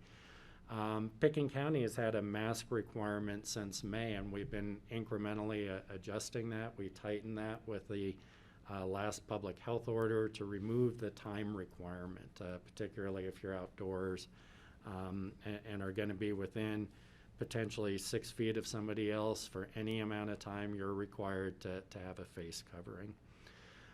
So we think all of those are pluses and have probably contributed to these positive trends. Again, it's very difficult to draw an exact cause and effect between any one of them, but these are things that we have done and we're seeing positive outcomes. The negative, of course, has been the continued challenge with our lab turnaround times, which have been incrementally increasing. The state has been putting together testing sites. Right now, they're all in the Front Range. I'm going to talk in a second about discussions about possibly doing one on the western slope. But right now, the turnaround times for those are still in the 4-day kind of range, and so that's reflective of those continued challenges with lab capacity. I will say the state did add an extra shift, so added a lot of capacity to the state lab side, which is prioritizing high-risk populations as well as now looking at prioritizing symptomatic, which would be all the tests right now that we're doing. And then our public health order was set to expire. That was extended, especially given these numbers, through the end of September. That'll be a discussion with the Board of Health coming up, but we did not want to let it expire, and we had set an operating period through the end of September. I think the state has also now extended their mask requirement also. So while this is good news, and current trends are good and moving in the right direction, we of course always advise caution because it's still too early to tell if these new trends are going to stick, and we really need the community to remain vigilant. It's what the community is doing. It's what individuals are doing, like wearing masks, following the 5 commitments of containment, maintaining the 6 feet of distance, wearing your face coverings, staying home from work when you're sick, getting tested, and isolating if you're positive. So this is a good trend. We need to keep it up as a community. In terms of ongoing conversations, and these are going to be conversations as they evolve, we'll be bringing back to you. I think the board's aware that with Eagle and Garfield counties, and probably even more importantly, the hospitals within those communities We're getting close to nailing down a regional testing strategy to create consistency and approach and strategy between the hospitals and the counties, particularly as we're challenged with these turnaround times as far as who gets tested under what conditions, and how we can work together to manage to the capacity we have and manage this virus to the greatest degree possible. So we're expecting to see the first joint draft of that coming out this week, actually, for the counties to work on and finalize, the public health departments. We're also, as the board's aware, last week we talked about the coronameter that Pickens County put out. Eagle County has also put out. We are working on a regional coronameter. We're aligning the metrics between Garfield, Pickens, and Eagle County. It may have a slightly different basis than our Pickens County coronameter because of the different databases or bases of data, I guess, that have been collected. It has slowed down just a little bit because of the pressures that have been put on our partners because of the wildfires and their staff being split. We are trying to provide assistance to Garfield County through public health to help move this forward. It's an important tool for the schools. And then we're continuing to have discussions about how do we create more of a regional approach, a regional either epi team or better regional both data sharing and epidemiological approaches. We're meeting weekly, probably even more than weekly, with those teams on those conversations, and more to come on any formal actions there. So a lot happening with our partners in Eagle and Garfield County, and these are all ongoing conversations. State of Colorado, we continue to have conversations about testing strategy and testing capacity in various forums. I know Karen was joining a call, I think, with rural resort local public health agencies to talk about testing.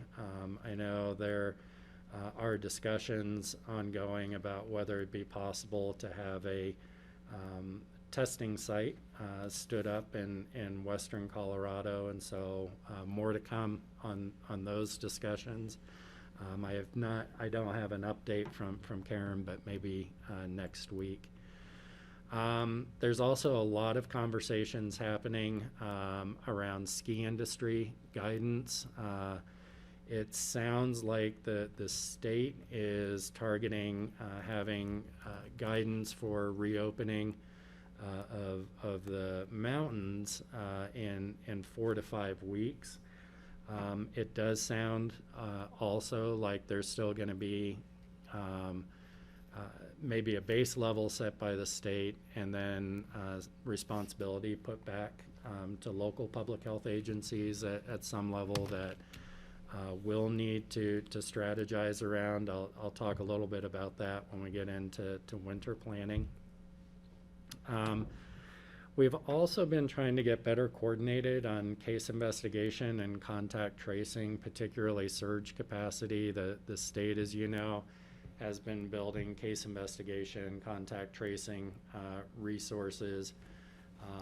Localities are expected to build case investigation and contact tracing resources, and I think the idea is that they're organized in such a way that there's surge capacity and also a smooth handoff for cases that may end up being a state responsibility versus local public health agency responsibility. That is still a work in progress right now. I think I think the model right now may be working a little bit better in the urban areas, and the rural areas are trying to figure out the model that will work best in our communities. The good news is that the state is in those conversations with us. And then, as I shared with you last week, I've been participating in the Safer at Home gradient or metric discussion. This is really about what measures the state is going to use. The idea is to get away from variances, individual variances by county, and can we identify a set of metrics and mitigation steps that would be more consistent around the state for those counties that haven't qualified for Protect Our Neighbor. And currently, last time I had checked, there's only one county that had applied and none had been approved for Protect Our Neighbor. Everyone else is either in Safer at Home or not in a position really to apply to move into that next phase. And so we're going to be in this Safer at Home model probably for some time. So getting better clarity and consistency around that is really the goal. It sounds like that conversation is probably going to continue into September, maybe early October. Schools, you may have seen in the paper, there's another school board meeting last night where they talked for the Aspen School District, where they talked about reopening plans. It looks like the school district is looking at where our community is in the state. Are we safer at home? Are we at Protect Our Neighbor? And looking at guidance there. And in the Safer at Home model, it's a hybrid model that's really, I think, been recommended at the state level, and that appears to be the plan that Aspen School District is working towards right now. That hybrid model, it looks like it would include breaking the kids into cohorts of 10 kids, which it makes makes the case investigation, contact tracing, isolation much easier. Going to a hybrid model, I don't know if they're calling it a 2-2-1 model or 2-1-2 model, but it would be 2 days of in-person, 1 work day, kind of cleaning day on Wednesday, and then 2 days of online with cohorts switching so that you reduce the density in the school and potentially on the buses by half. It also allows the school to use space differently. You probably saw that elementary school will be using some of the middle school, and some of the high school space will be utilized to reduce those densities and such. So that plan is still being developed and considered by the school. We have had public health staff involved in identifying kind of the metrics and helping to, confirm with research and such what best practice is. And so those conversations are ongoing. I believe they're trying to nail down the final August 31st, if I remember correctly. Other thing that we've been working ongoing discussions with the schools is outbreak guidance. So one, you have the plans. How do you bring the kids, what mitigation steps to bring the kids back, but what are the what ifs in terms of outbreaks? And so CDPHE has issued guidelines and recommendations for schools around outbreaks. So that's going to be an ongoing discussion, and how public health, particularly case investigation and contact tracing and testing play into that. So all of that is ongoing conversation too. And then finally, winter planning. This kind of goes back to the ski industry guidance with the state of Colorado.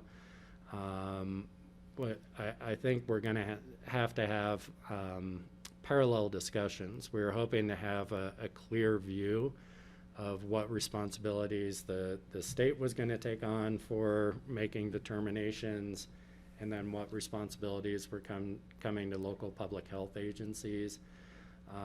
Again, I think the pace of this event is just moving such that we're not going to have the luxury to do that sequentially. We're going to need to do some parallel planning and then adjust to what the state issues later this month, but or in September. So winter planning discussions, we are going to be gathering the municipalities and SKICO.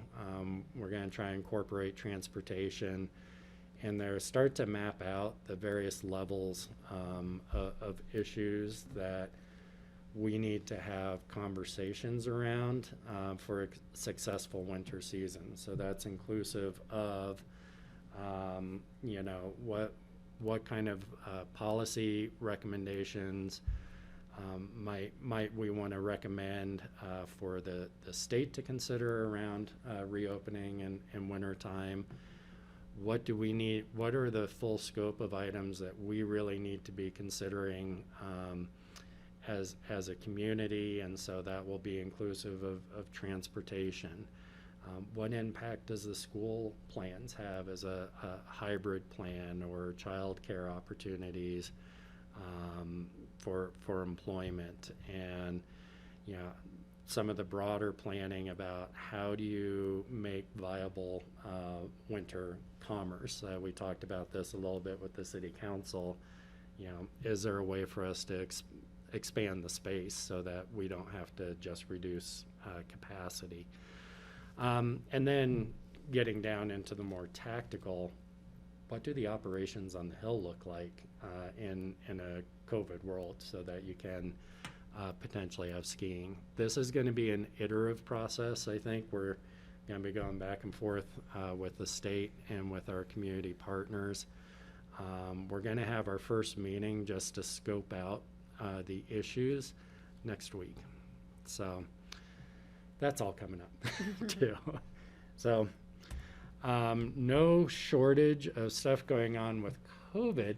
And as we're all aware, it's fire season also. So far, we've been very lucky in Pickens County. Our neighbors in Mesa, Garfield, and Eagle counties, however, are experiencing significant fire activity, particularly the Pine Gulch and Grizzly Creek. Pine Gulch is up over 85,000 acres right now, making it, I think, the third or fourth largest fire in Colorado's history. And the Grizzly Creek fire was approaching 28,000 acres, making it the largest in the White River National Forest. We have been lucky that the wildfire activity, at least at this point, has not crossed over into Pickens County, with exception of smoke and ash, which all of us are experiencing. This is a report that went out at 9 o'clock this morning that the Type 1 incident management team has put out around smoke. Right now they have aspen, and I would suspect snowmass and most of Pickens County are in a pretty similar profile. And I apologize, I do not know what USG means as a acronym there, but the idea is that sensitive groups, so those with asthma or otherwise sensitivity to respiratory issues, should reduce prolonged or heavy outdoor exertion. For today and tomorrow, the expectation is that you start to see it move in mid-morning, but you really start to see it settle into the valleys, and we saw this yesterday in the evenings and going into the night, when you tend to see worse air quality. Can I just ask a general question about fire and it not being in Pickens County? Sure. Do we have an emergency declaration ready for signature if it does cross into Pickens County? Do we need to do that? Should we be prepared to do that? Yeah, we're prepared. We've got a boilerplate emergency declaration, so And you can sign that, right? Yeah, so I can sign it, but the board has to ratify it within a specific time period. So that's what we did with COVID, and that's what we would also do with fire. And so as far as these fires movement, we'll probably have a heads up. It's whether there's something started, by a lightning strike or somebody not following the stage 2 fire restrictions that are in place. The other thing, though, that this does bring up, we did demobilize our EOC, with exception of a lot of those staff, like Nan just said, are still working hard within those structures for housing or information around COVID. And so the resources that would typically go into that stand-up are stretched very, very thin in several areas right now. We're seeing this with our neighbors also. So we are doing just some pre-planning, some what-if planning from an organizational perspective. If we were to have a wildfire, how do we adjust our response to that? So that's it. That's all I've got for you. Questions, comments? Questions? Greg? Yeah, thanks, John. That's an information-rich presentation. I was trying to hold on to some bits of it as you were going into the next thing, and so there's a lot here. But I just had one main point is that regarding the COVID response and the opening for winter season, I was on one of the calls last week with the governor's office regarding the ski industries, up with winter, and some of the sentiment I heard from people who are representing smaller ski areas and places that don't have the international tourism was that they shouldn't really have to follow the rules as stringently regarding masks, social distancing, or because they're a small ski resort and that sort of thing doesn't really happen in places like that. Transmission only happens in a place like Aspen is the implication that I heard, and really it made me realize that the transient nature of skiers and the people who work in the ski areas is profound. And I think that what we really need to impress on the state when they put this plan together and on our adjoining counties is that we're all in this together. So valley-wide solutions, ski area, mountain community-wide solutions, statewide solutions make so much sense. That yet there are people out there who just simply aren't going to, doesn't seem to be their problem yet. That's the perception I got. So I just want to say in all these negotiations, whether it's about the fire and how we can participate and help in fire response, or how we can all work together in the COVID response to make sure we have a safe winter, this is really a community valley-wide, effort, mountain community-wide effort. And so good luck with all that, and I'll be there to back you up. Well, and I guess I should really be doing a check-in with you all, because at the staff level, what we've been advocating for is some baseline consistency across the state in terms of requirements and metrics, and that's been consistent across all of our discussions. That's been a consistent request from Yeah. the get-go. And so that's why we've been continuing to follow that conversation and all our state conversations, and the same has been true for the ski areas, but also recognizing that there's probably going to be need to be some local flexibility above and beyond those kind of consistent baseline requirements. So that's like masks are probably an easy one, right? In terms of they're fairly low impact, they're low economic impact, but potentially high impact in preventing the spread. There may be other more challenging metrics to implement across the state, like we've set certain what I'd call feed forward metrics or goals for contact tracing, so that we know we've got a certain number of case investigators and contact tracers available for our community based on what we anticipate our population to be. That is very inconsistent across the state. So that may be more difficult for some of the smaller communities to do. So we're trying to figure out where the base lies and where there needs to be some local control. But staff is definitely pushing for, we should have consistency across the state. It reduces confusion and it makes it easier for us to communicate. Well, thanks. To follow up on that, I would just say that you certainly have my support in that, and that if there's anything we can do at the elected official level to really press for that, to lobby the governor and, make sure they realize how important it is, that they can't abdicate on this one. That'd be I know we're working on it. Thanks. I think one of our challenges right now is there's so many discussions happening. There's discussions with the governor's office and CDPHE and DOLA and representatives of public safety. And so the outreach and conversation is good, because that wasn't always happening before decisions were made. So I appreciate that. Now it's almost hard to corral all the different folks who are showing an interest in being involved. Yeah, thanks, Steve.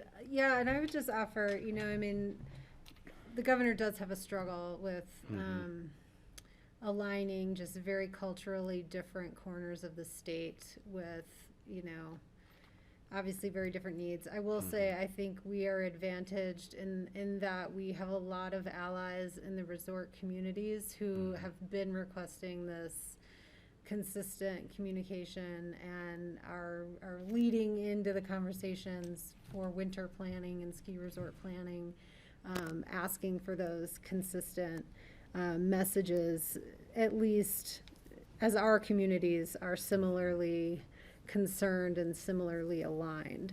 So I think there's a real opportunity there that, even as some farther corners away might have different concerns and different politics around it, that at least from like approaching the ski, season, that we're making that request, and I think we'll see progress there.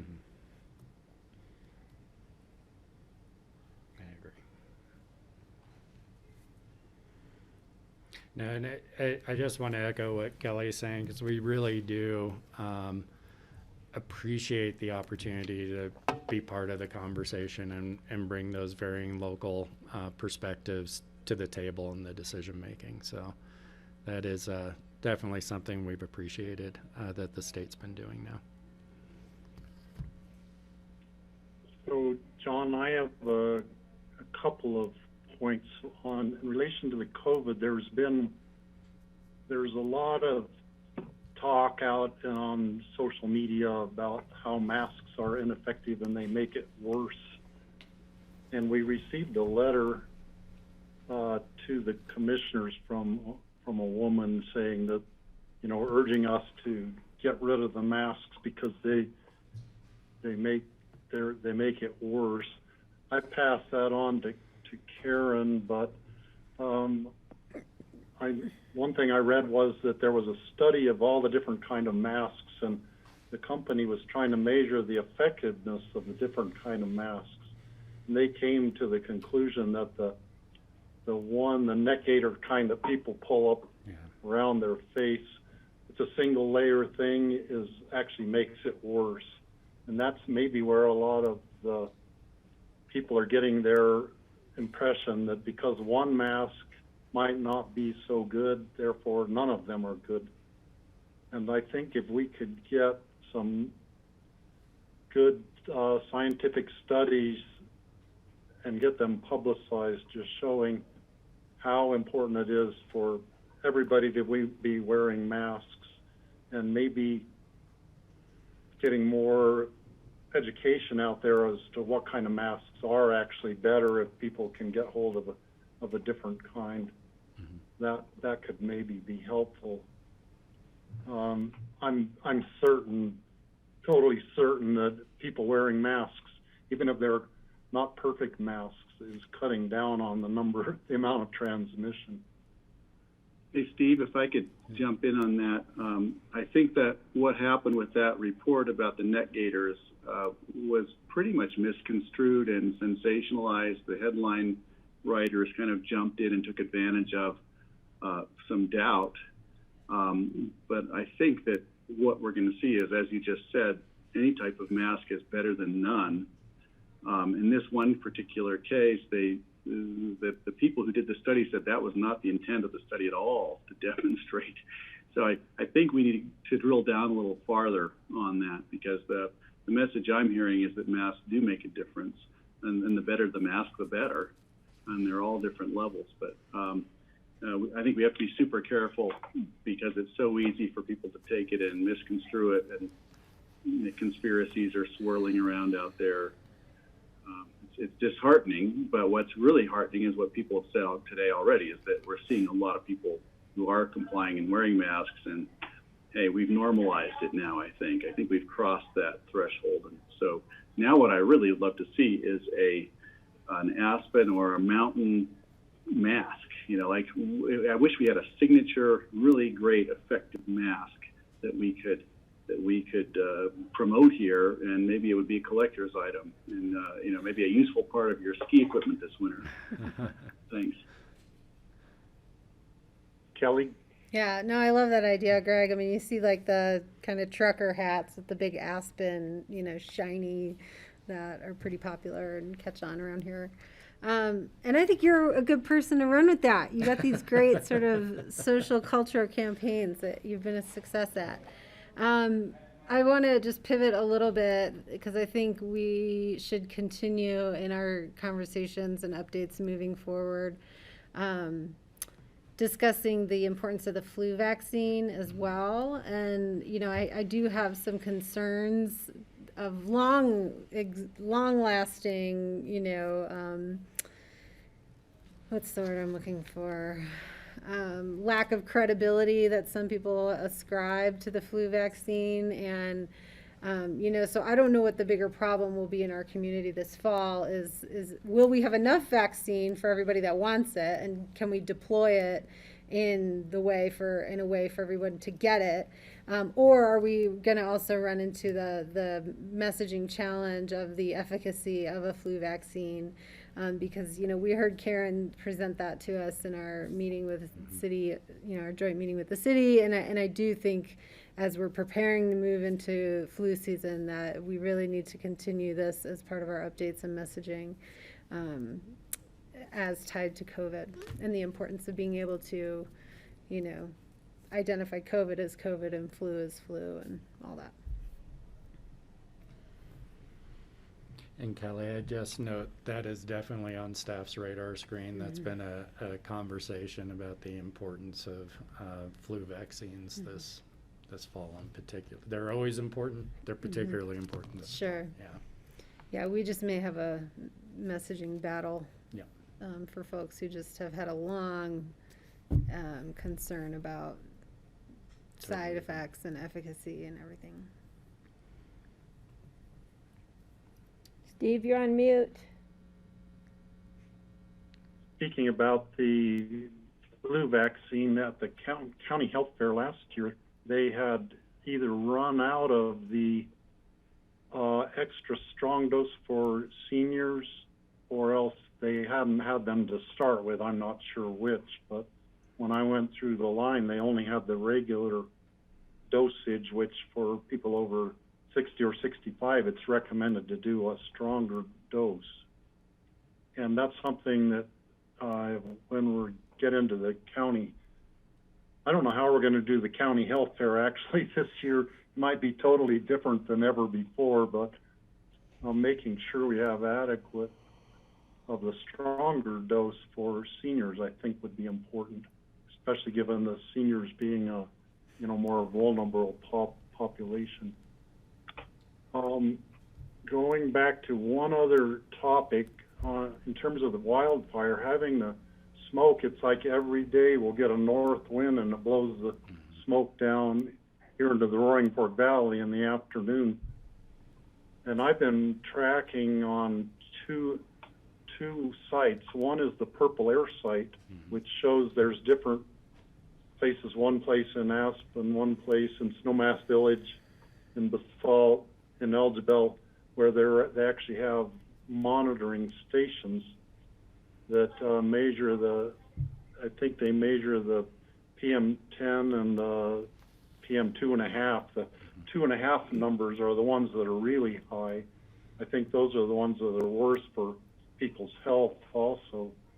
But I'm curious, does the county maintain any of those Purple Air monitoring stations, or does the city do it, or what? Yeah, no, we put those up in cooperation with the municipalities, actually, during the Lake Christine fire, and we've had those up ever since. Now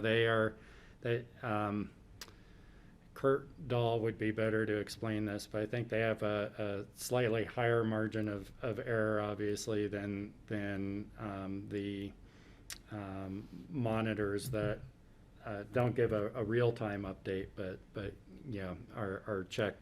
The filters are checked by public health staff. So, but no, those were actually ordered by the county, and then with cooperation of the municipalities, we placed them near our population centers. Yeah, and the other site that I use is called Windy. It's an app on my phone that shows the wind direction and speed. And so I can predict when it's, I just look at that and I can tell if the smoke's going to get worse. We shut the windows in our house and the doors if the air is getting worse, and open them up when the air gets better. But using those two different apps has really been helpful to us for trying to survive through these smoky days. Because there have been a couple times I just have a hard time breathing, and I start looking, where in the state could I drive to right now where it's really clean air, and maybe I should just go there and wait till things die down a little bit.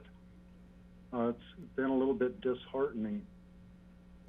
But at this point, we got our home air filter cleaner working better. It was inoperable for a couple of days, and that's definitely helped. So I think in our messaging about the health about things, we should be urging people to really try to limit their outdoor activity when the air quality goes down, and to try to get or make sure they have some air filtration system in their home if at all possible.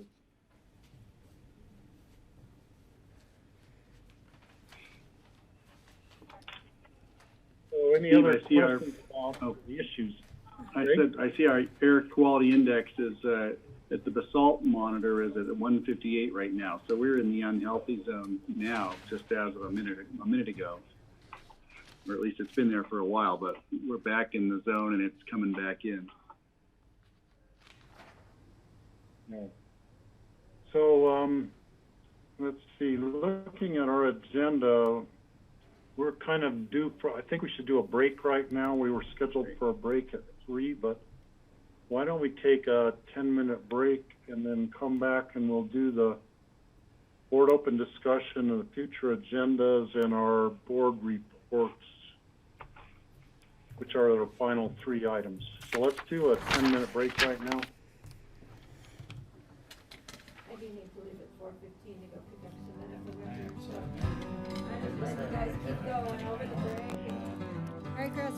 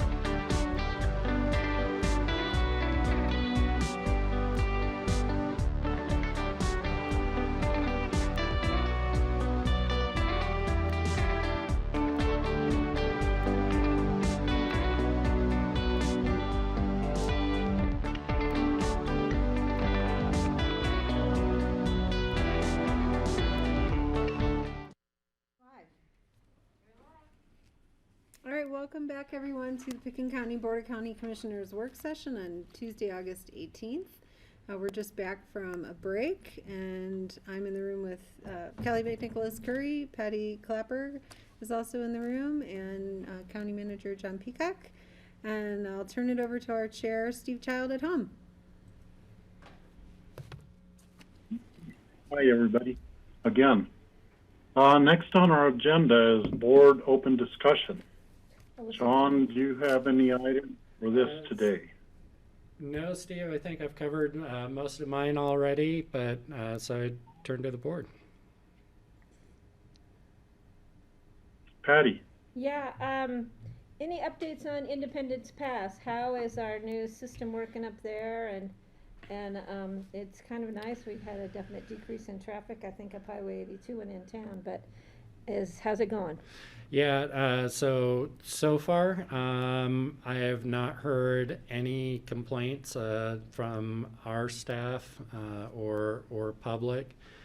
I do think the numbers are down. So there were really, I just want to spend a second because I think there's been some confusion out there about how and why this happened, why there was a closure and why we have a change of access on the pass.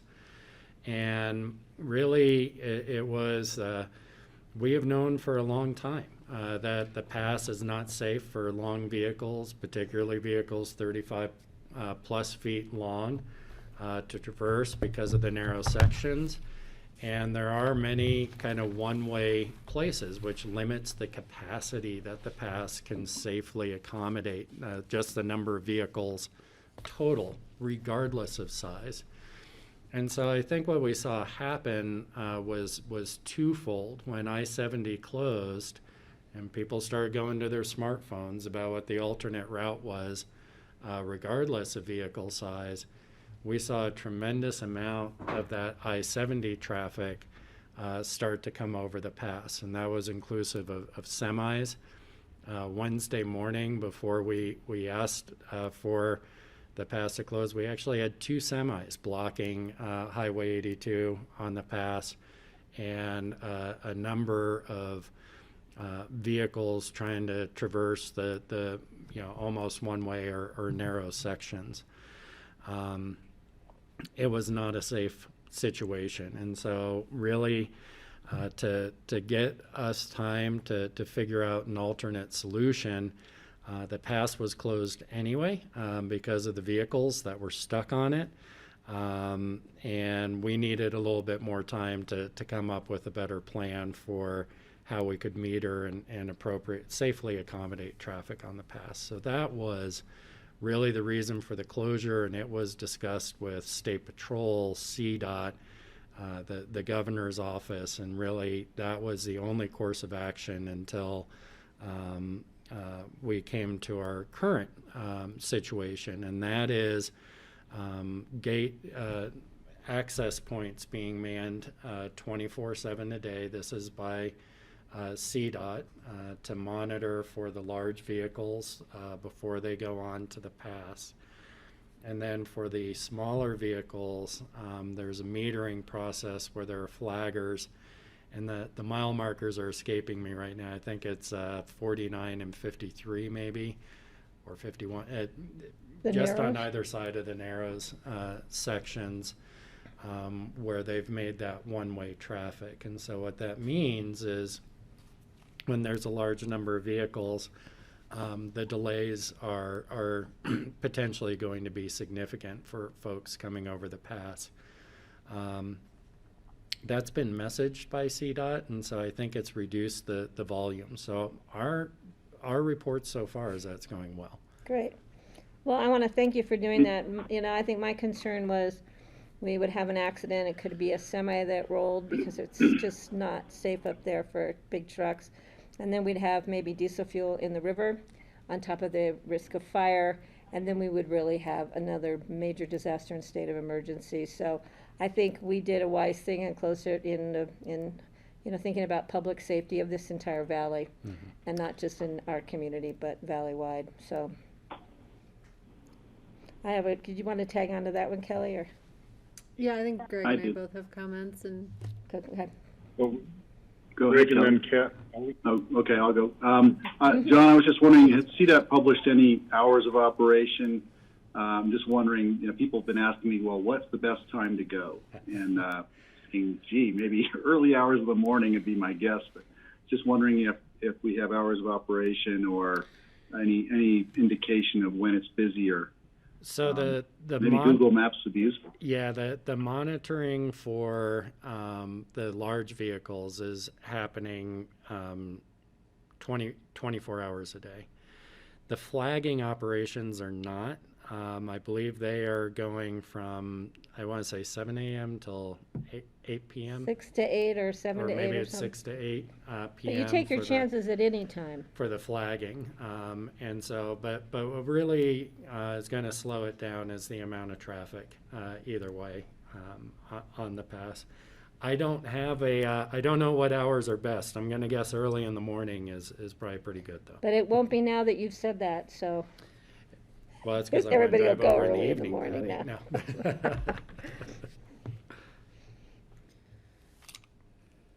Okay, I'll go Kelly. now. Thanks.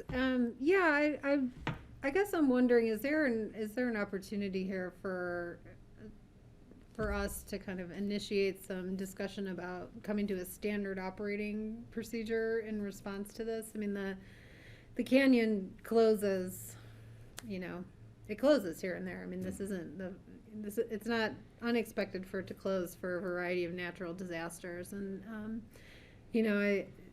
we saw just how that impacted other roads in our county and other counties that really put other people at risk of safety trying to cross some of those other alternate roads that aren't really meant for vehicle, normal vehicle traffic.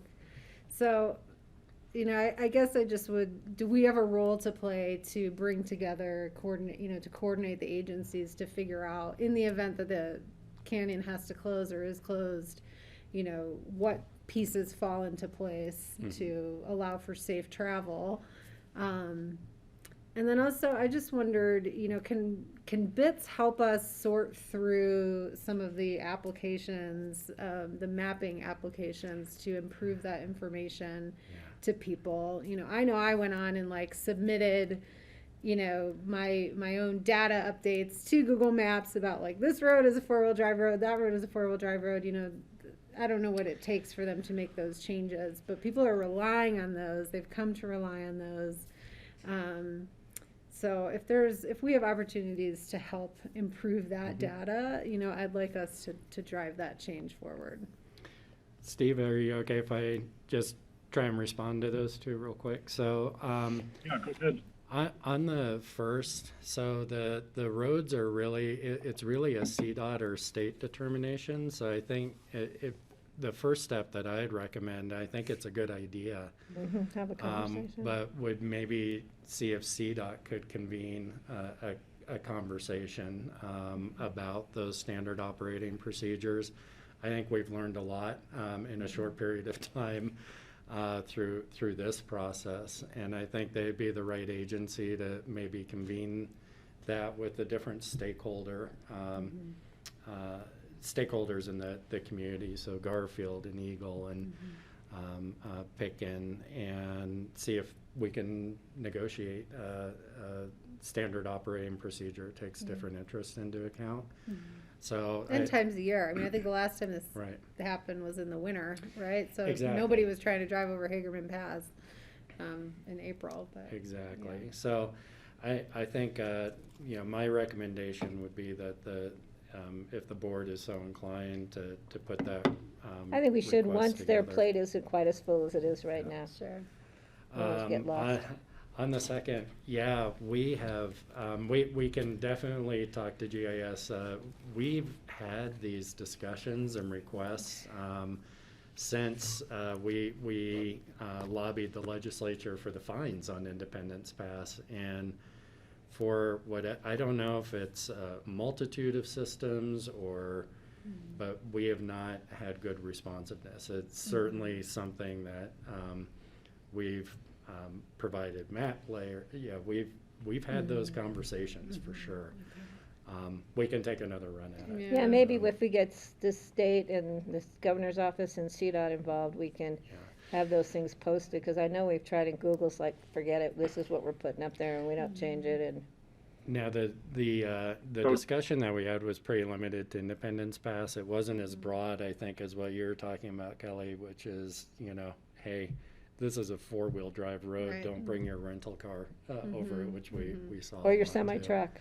Or your semi-truck, yeah. So, just out of curiosity, I went on my map search and I said I wanted to go to Buena Vista. And this is what they showed me. 5.5 hour drive going over McClure Pass down to going through by Hotchkiss and over the Black Mesa to Gunnison and then over Monarch Pass. I know that So track. they don't even show as an option going over Independence Pass. We on like that. My map. So I think that at least one company has made some adjustments right now, apparently, to send people, because I had heard that, I think one of the reasons we don't have that much problem is a lot of traffic's being diverted at Grand Junction, and they're going on Highway 50 They're and taking going 50. down to Monrose and over to Gunnison Yeah. as their detour to get to Denver. And so a lot of people aren't showing up in Glenwood and then looking at their map search to try to find out what, here's a detour, what am I going to do? So, at least for one company, I think maybe it's working right now. And I don't know if CDOT's doing messaging at Grand Junction, but that has to be part of it. They are. Best alternative route when you get to Grand Junction going eastbound is to head for Montrose. Greg. I'm thinking that, this is all based on cell phone data, right? So if the county could have a briefcase with about 50 active cell phones in it, you just go up and leave it next to the road, and it creates a stoppage. Just a thought. We'll keep that in mind, Greg. Try it. I'm sure someone can invent a As a scrambler for prankster, are we moving on to the next topic? I've got a few that I want to bring up. I'm not done yet. Oh, Patty's still on it. Okay, I'm go ahead. still on it. Maroon bells and shuttles. Have we had any update with the Forest Service, or do I need to contact Brian Pettit? Let me touch base with Brian. Okay, because I still have people calling me about that. The other one, another highway issue, I had 2 contacts today, ironically, about trash on the highway again. I did reach out to Brian. He has reached out to CDOT to have them do what they're supposed to be doing because of all the Dalwhinnie billboard ads. And he said CDOT obviously has a little bit on their plate right now, and that's not on their priority. I contacted both parties back and said, it's not a priority right now. You have to bear with us. I know it's unsightly to see that mattress lying out there. I'm also going to advise Diane Rutgers to be really careful, or actually not go out on the highway and clean up trash. It's just not safe for somebody to be out there by themselves walking up and down that highway. So I just wanted to bring that to the board's attention if you've had any calls. I do have a question about evictions. I thought the governor extended the no evictions, didn't he? No, what it was an executive order that extended a 30-day notice. Prior to that executive order, a 10-day notice for evictions was required. So it only went till July 31st? He didn't extend it past that? He didn't. No, it went to a changing it from a 10-day. I thought he extended it again. So the change is that there's not a moratorium on evictions. There's an extended period of notice. Oh. And kind of conversation between tenant and. Okay, but he didn't continue landlord. the ban on evictions. Right. Okay, but I have one more, and this is just really quick. I want everyone to know that 100 years ago today, women won the right to vote. So I want to celebrate that, guys. So you're in trouble now, boys. All right, I'm done. Hope Thank they you very use much. it effectively. Yeah. Thank you very It's about much. time. Okay, Greg?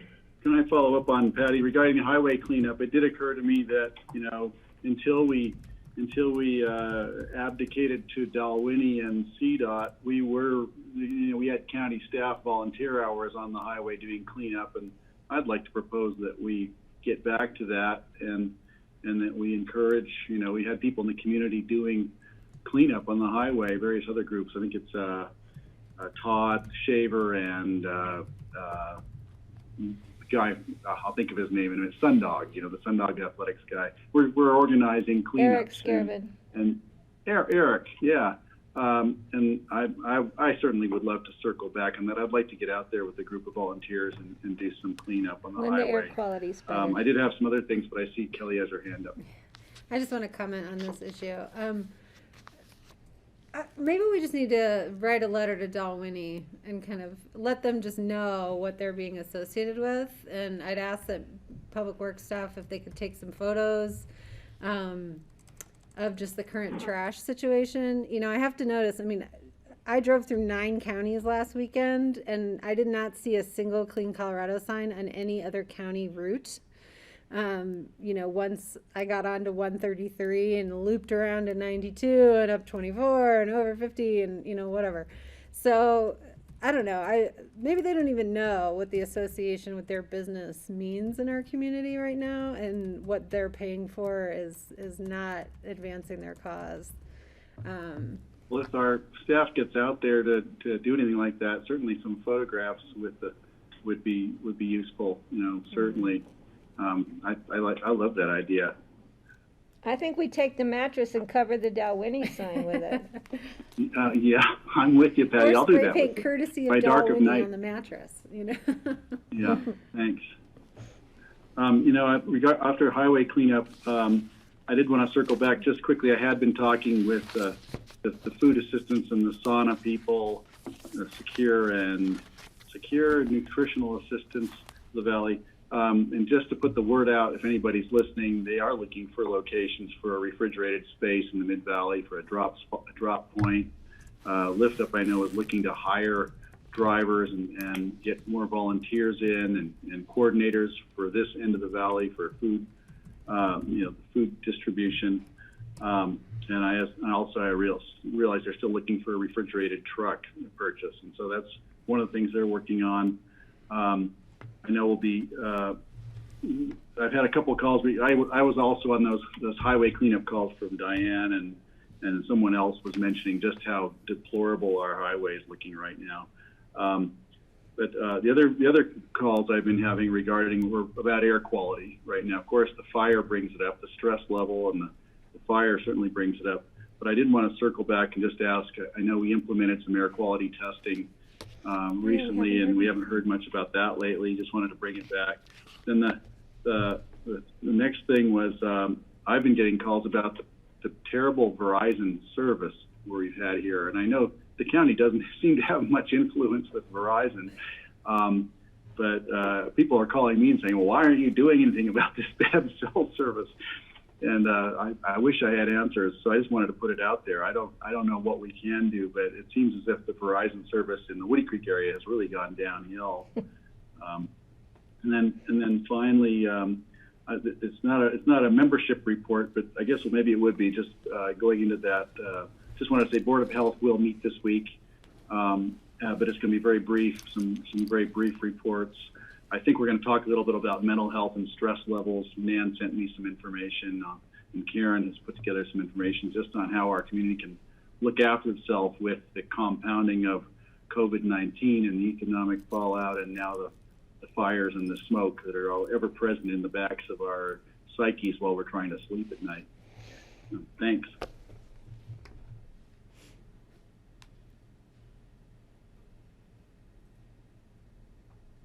Okay, let's see, you had a lot there really quickly, Greg. I was trying to think of, there's something. Want me to go down the list? There was air quality, Verizon service, highway cleanup. Well, the Verizon service, Jackie Whitsett was an expert on trying to deal with Verizon, and fought them for quite some time, I think unsuccessfully. So I would steer clear of trying to improve the Verizon service. I have AT&T at my house, and sometimes it is iffy also. It can come and go depending on where you are in the valley. In Glenwood Springs, the AT&T doesn't even hardly work in about half of Glenwood Springs itself. So, you know, it's hit and miss in terms of cell service around here. Steve, it could be So related. any other, oh, Patty. Yeah, it could be related ahead, to Pat. it could be related to usage in the Woody Creek area. You just can't get that connection because they've had a significant increase in their population of people who are in their second homes in the Woody Creek area. And I don't know if that's just taxing an already taxed system down there. But yeah, we've tried in the past, and unless Verizon sees a monetary incentive, they're not going to increase their service. Yeah, the problem predates the COVID refugee situation we have now. It's been pretty bad for about a year now. Oh, so it's longer But than that. good point. I'm sure population, users is causing a problem there. Okay, I don't think there's any more future agendas. Let's move on to open discussion. Let's move on to future agendas. Yeah, Steve, we've got a few things for you. Give me just a sec here. Good job. Well, I'll jump in real quick. I had one, but it got resolved. I was going to ask about the meeting with Julie McCluskey, but it's been canceled. So my one issue is no longer an issue. Well, that was easy. It was really easy, John. You got off really easy on that one. You'll notice on, just a few things for the board, you'll notice on September 15th that we placed a joint meeting with the P&Z on future agendas. We're still confirming that joint meeting with P&Z members, so hopefully we'll be able to do that. Might get moved depending on schedules there. And then really what we wanted to talk about, and I see Rich is on with us here. You waited a long time for this conversation, Rich. Is to just follow up on the airport discussions and kind of our thoughts around setting up work sessions and then time for regular meetings. And we're, I think, just trying to get a sense of how much time we should schedule in work session time. That will give us a sense of scheduling regular meeting time. And Rich, since you've been on this whole time, do you want to jump in and kind of talk about the game plan, or do you want me to do that?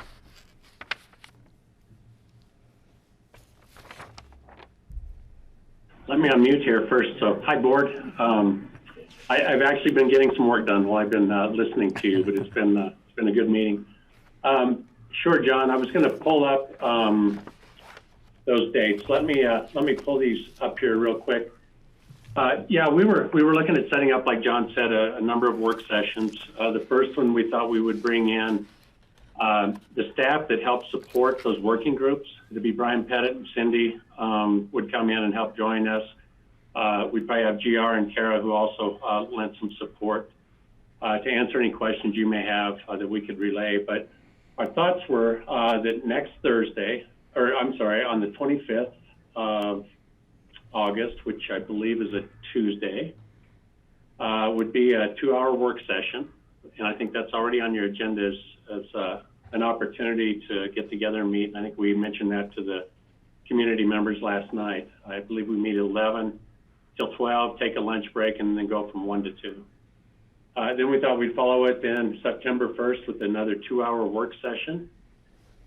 September 8th would be kind of the final 2-hour work session. And then, as John mentioned last night about the process moving forward, on September 9th, we would set our first reading. The first reading of a resolution, set the public hearing for the 23rd of August. At that point, you'd have September, not August. September, Rich. I'm sorry, September.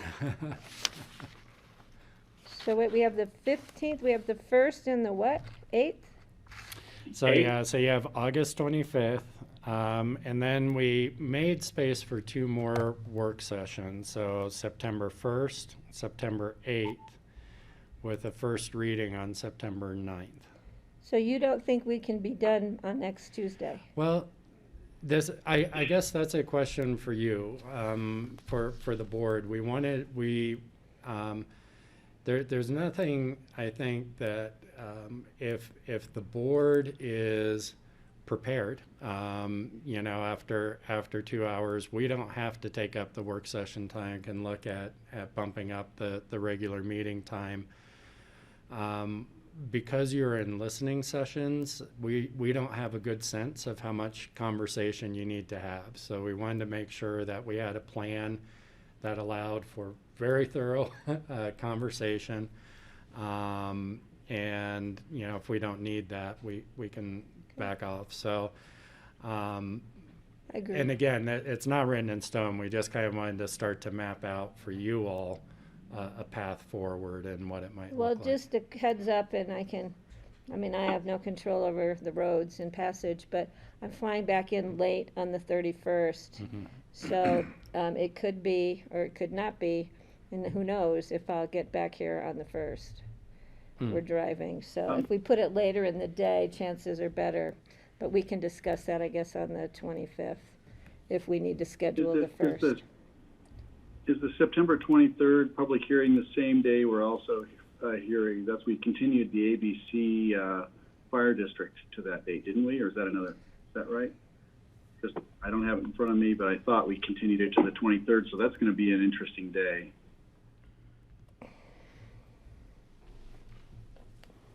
Interesting is Putting it the nicely. word. Yeah. That's actually not showing up on this future agenda, but I believe the 23rd was when we Yeah. continued that to. Okay. Well, I think what Patty's proposed is maybe we bump this up one regular meeting session and have time for 2 work sessions, Patty? I guess we'll know more on the 25th. Yeah, and I don't know if it's a 2-read. It's a It 2-read. wouldn't matter bumping up, because we would still need those 2 Wednesdays, right? Yeah. Which would be in September. Oh, which would be in September. We could always still, do the anyway, 9th you're and right. then bump it to the first Yeah. one in October.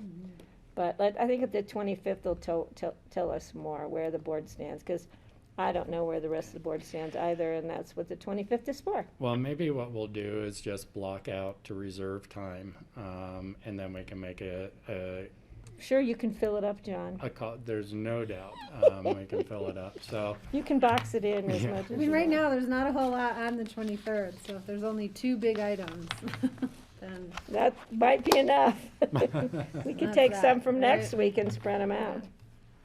So, Rich, does that give you enough direction? We'll I think mark so. those out, Yeah, I and think so. then we'll see how the conversation goes on the 25th and how much more time the board may need to process. well, and just on that topic, my preference would be to just do a 2-hour chunk and then have a lunch break. I don't know, we're just gonna gain some momentum in that conversation next Tuesday. Have lunch at 1? Yeah, like do lunch from 1 to 2. We could do And that. I just wanna check in with the board if Because that's that's an okay. ACRA day, right, Patty? Yeah. We could Yeah. also bring lunch in for the board if you'd want to do a work. Well, I guess we can't because we're not all here. Never mind. Boy, those days- No, once again, if you're not in the room, you don't get cake. If you're not here, you don't get cake. Send me lunch. Yeah, I have ACRA, Travis, and my plan is to look bail at out of your ACRA to home. be here by 11. But that doesn't mean we We can't. can just send a menu around, and we'll make our own. We could, Give you a So- virtual we could lunch. still do Yeah, we're meeting happy from to- 11 to 1 and have lunch at 1 and not, Does that work for everyone? yeah, I think that I works. think Patty, Kelly's making a good point that you're likely to get into the meat of it, and then we're going to take a break, and everyone's going to forget what we were talking Let's about. start all over again. Are you all okay with Yeah. the 1 o'clock lunch break? Yeah. Yeah. If I could, regarding all the work sessions for the airport, I know you mentioned you're bringing the staff in or providing support, and I'm just wondering, when will financial staff be coming in? When will we have Ann or people who are looking at the numbers, talking about projected forecasts? Wondering if we're going to have support in that regard fairly soon. Yeah, sure, Greg. I can address that if you want, John. We are working with Recondo right now, and so whenever we meet on the 25th, we should be able to show you some numbers. I think that are associated with cash flow and how it's attached to the Common Ground report right now. So I think that'll help. That's really important. That's a good point, Greg. And Greg, what that will probably define, we want to make sure we leave room for the board to describe a vision for what you want. And then as we match that up to the finances, that probably affects timing in some scope, hopefully more than your vision for the project. Is that fair, Rich? Yeah, absolutely. I think that's one of the things that we as staff we're really trying to do is not tie numbers or financing to a vision. Mm-hmm. Let's get the vision out there and then see where you want to go, and then start working on the financial side. We didn't want to be hindered with that. That's the way I run my household. Well, it should work well then. That's because you've got girls. You're on a roll today, Greg.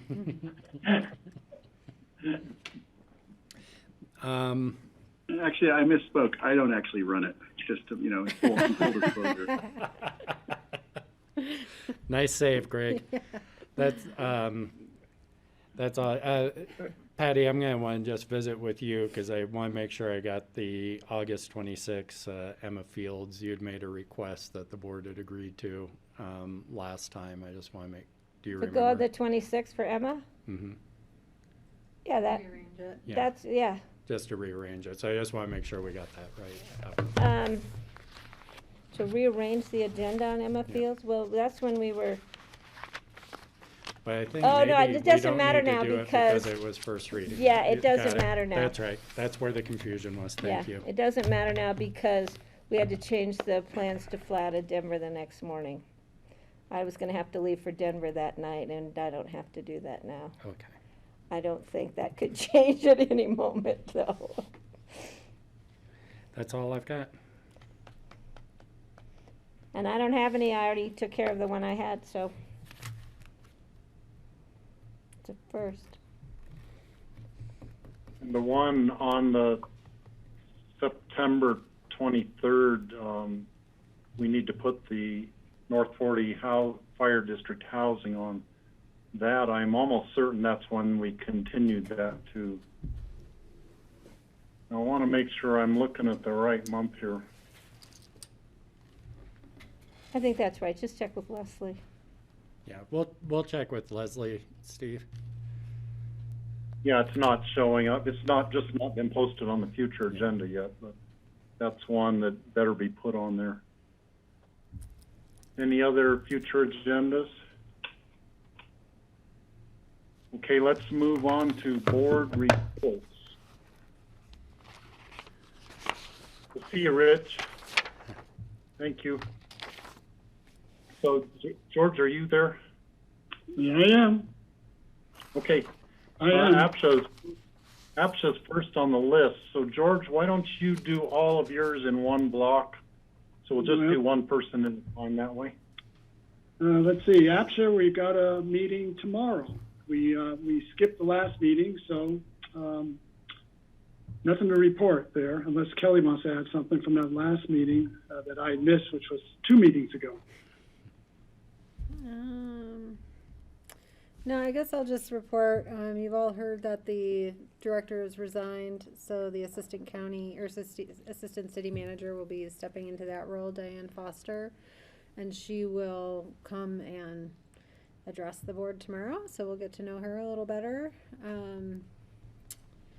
What else? We advised the chair to work with the director about bringing back conversations on capital reserves and just getting a presentation about work that has already been done in the past relevant to that issue, so the board could be brought up to speed.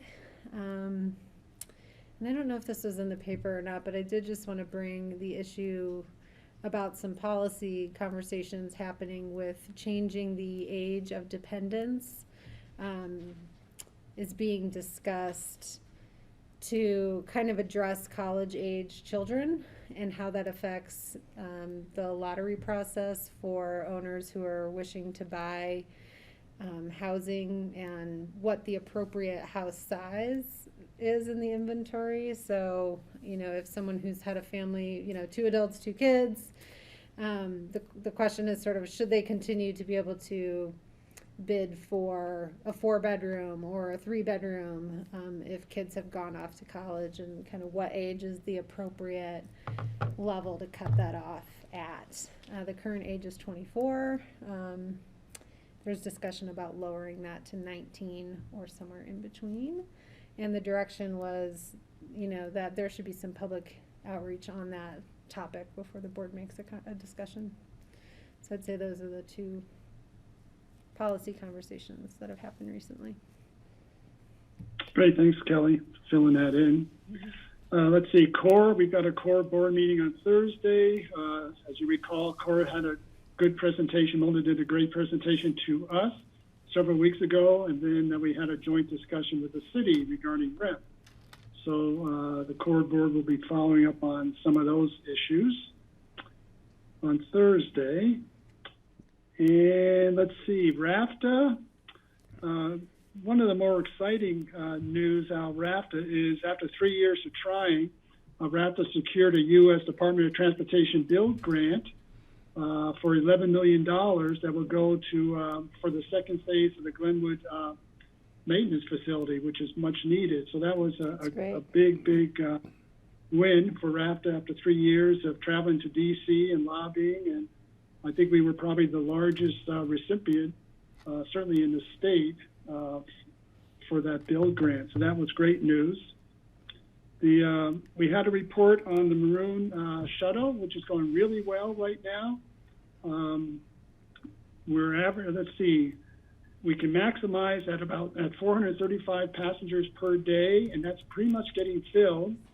To date, they've sold almost 19,000 tickets going up to the bells, and so the reservation system is working well. And right now, the res system is scheduled to go through September 30. So that's all good news. Seems like we're able to lessen the impact, which was always at least one of my concerns in terms of trying to meet the demand from the public into that really fragile environment up in the bells. So less people. I think those passengers have a better experience up there, and we're taking better care of our environment. So that's all great news. And I think that's it. Yeah. Question about the Maroon Bells service. I've been curious, what happens when a hiker shows up at the Maroon Bells who didn't make a reservation and they want to ride down to town? Yeah, well, that was one of the issues Patty's brought up in terms of shuttle. It's right now, RAPTA is looking at setting up communicating and setting up a reservation system for those who are just wanting to get a ride down, if they're being shuttled up and left off, or if they're hiking over somewhere. So RAPTA is looking at options and ways to address that. RAPTA still is maintaining on all their bus routes 15 passengers per bus, and there are buses that are following up. We know that there are passengers being left at the bus stops during those peak times, peak drive times. RAPTA is really limited with staff, bus drivers, as well as with buses, in terms of trying to meet that demand. So they're doing the best that they can, but it's going to be an ongoing issue until RAPTA is able to provide more seats. So right now, each bus is only allowed basically half the number of passengers that they would normally carry. So we know that as more people have been going back to work, that's put more of a strain on RAPTA. So they're doing the best they can, but there's no silver bullet at this point. Are they charging fares now, George? Fares have started now, yes. Okay. So, which is good. They're not taking any cash, so you've got to utilize the automatic systems to get your tickets at the different stations. Bus drivers are being protected by sort of like a shower screens around them, so that's why they're able to take fares right now. Okay. Okay, thank you, George. Greg, do you want to do the Board of Health and then your others? Board of Health is, there's not an awful lot going. Instead of just canceling it this week, we decided, in deference to the Board of Health membership, just to have maybe just very short meetings so people can weigh in if they have a topic, even if staff doesn't have an awful lot of information to disseminate. I think we're going to wait and see till next week with how things are going with the schools, although I do know that public health staff is consulting with the school board on how to reopen safely. And we will be bringing up talking about mental health and stress levels, as I said. So that's Board of Health. The other one would be RWAPA. RWAPA had the board meeting last week, and we had our airport meeting, so I couldn't attend, but I did have the beta. And the most interesting report, of course, is the aquatic nuisance species program, and they've intercepted 14 mussel-laden boats this year at Rudai, which is more than any other reservoir in the state. They've decontaminated 119. That's compared to 59 boats last year, and they've opened a month late this year. So a lot more decontamination this year. They've done 4,023 inspections this year compared to 3,066 last year. So it's gone up 25%. So there's a lot more use, a lot more boats coming in, and a lot more boats with mussels coming in and being intercepted. And then in addition to that, they've done a well installation at the ramp to get water to the decontamination with the plumbing and associated water rights. They've got solar power installed. They do have some internet, probably satellite-based internet, and they've got a basic system set up so they can handle the increased load of people arriving at the gate to put their boats in the water.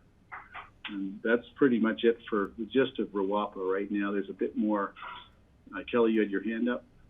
Yeah, I just have a question if there's anything to report out, since, I've read with regards to the Grizzly Creek fire that Glenwood Springs is pulling their water out of the Roaring Fork instead of the Colorado, and I wonder if that has affected releases from Rudai at all, if Rudai is releasing additional water to meet that demand. That's a good question, and I'll circle back with April to see if she's had a request about allocations change. Okay. I don't know. I didn't hear about that. Okay, thanks. But that would everything's happened almost since that last meeting. Yeah, So. yeah. Well, that brings up the question, where are they dipping? Are they dipping from Rudai? I know they were dipping from the Colorado for the fire at DeBeck. John, do you have any idea? You could anticipate they would be, yeah. But they're dipping from Rudai? Charlotte was saying they're dipping up from a lake up. There's above another her. lake up Yeah. above. Yeah. I don't know where all they're Okay. pulling water from right now. Yeah, because I've just seen them in that direction a lot.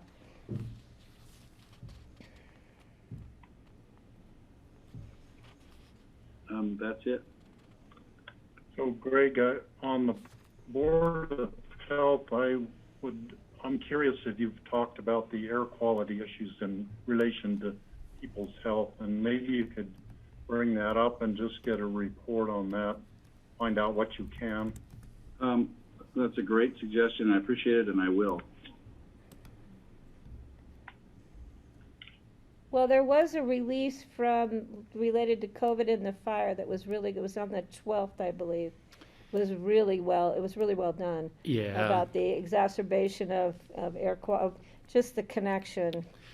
That's an example of one of our new staff members. Yeah, it was actually. really well done. I think Larissa did that work, but We can probably talk about that a little bit. And yeah, that press release was specific to distinguishing between what the smoke might be causing versus what might be COVID symptoms. Okay, Patty, Northwest COG Yeah, is next. Northwest COG's meeting is Thursday morning, so if anything jumps out on that, I will bring you guys up to speed. As far as the rural resort region, you know, that's kind of defunct now. Jessica Vreeland did give a great presentation on unemployment issues, employment issues, etc., and statistics and stuff for our region. She did a really good job on that. She's really into that information. So she's part of the rural resort region workforce issue. But the state kind of dissolved that because it wasn't really beneficial. They still do run the workforce agency out of Glenwood Springs, and we're trying to, who knows what's going to happen now. And the other one is ACRA. ACRA's meeting is tomorrow. The ACRA's meeting is Tuesday morning. So again, I'll bring you up to speed on that. I was not able to attend the last one, but I did submit comments for board membership, and I clarified issues related to our public hearings we were having on the airport, just to give everybody a heads up on how they needed to sign up ahead of time to speak in person, or there was the phone conference one that we did last night. And then what kind of our next steps were on the airport. So I've been trying to keep the ACRA board members up to speed on that, because they're very interested in that process. And I'm sure that we'll be hearing from them more as we get closer to decision making. And that's it for me.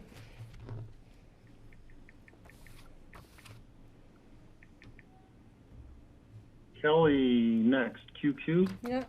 QQ hasn't met since June, so there's nothing really to report there, except I think I had mentioned to everybody that QQ is contemplating intervening in a website or in a lawsuit regarding Denver Water and 1041 powers that Boulder is exerting.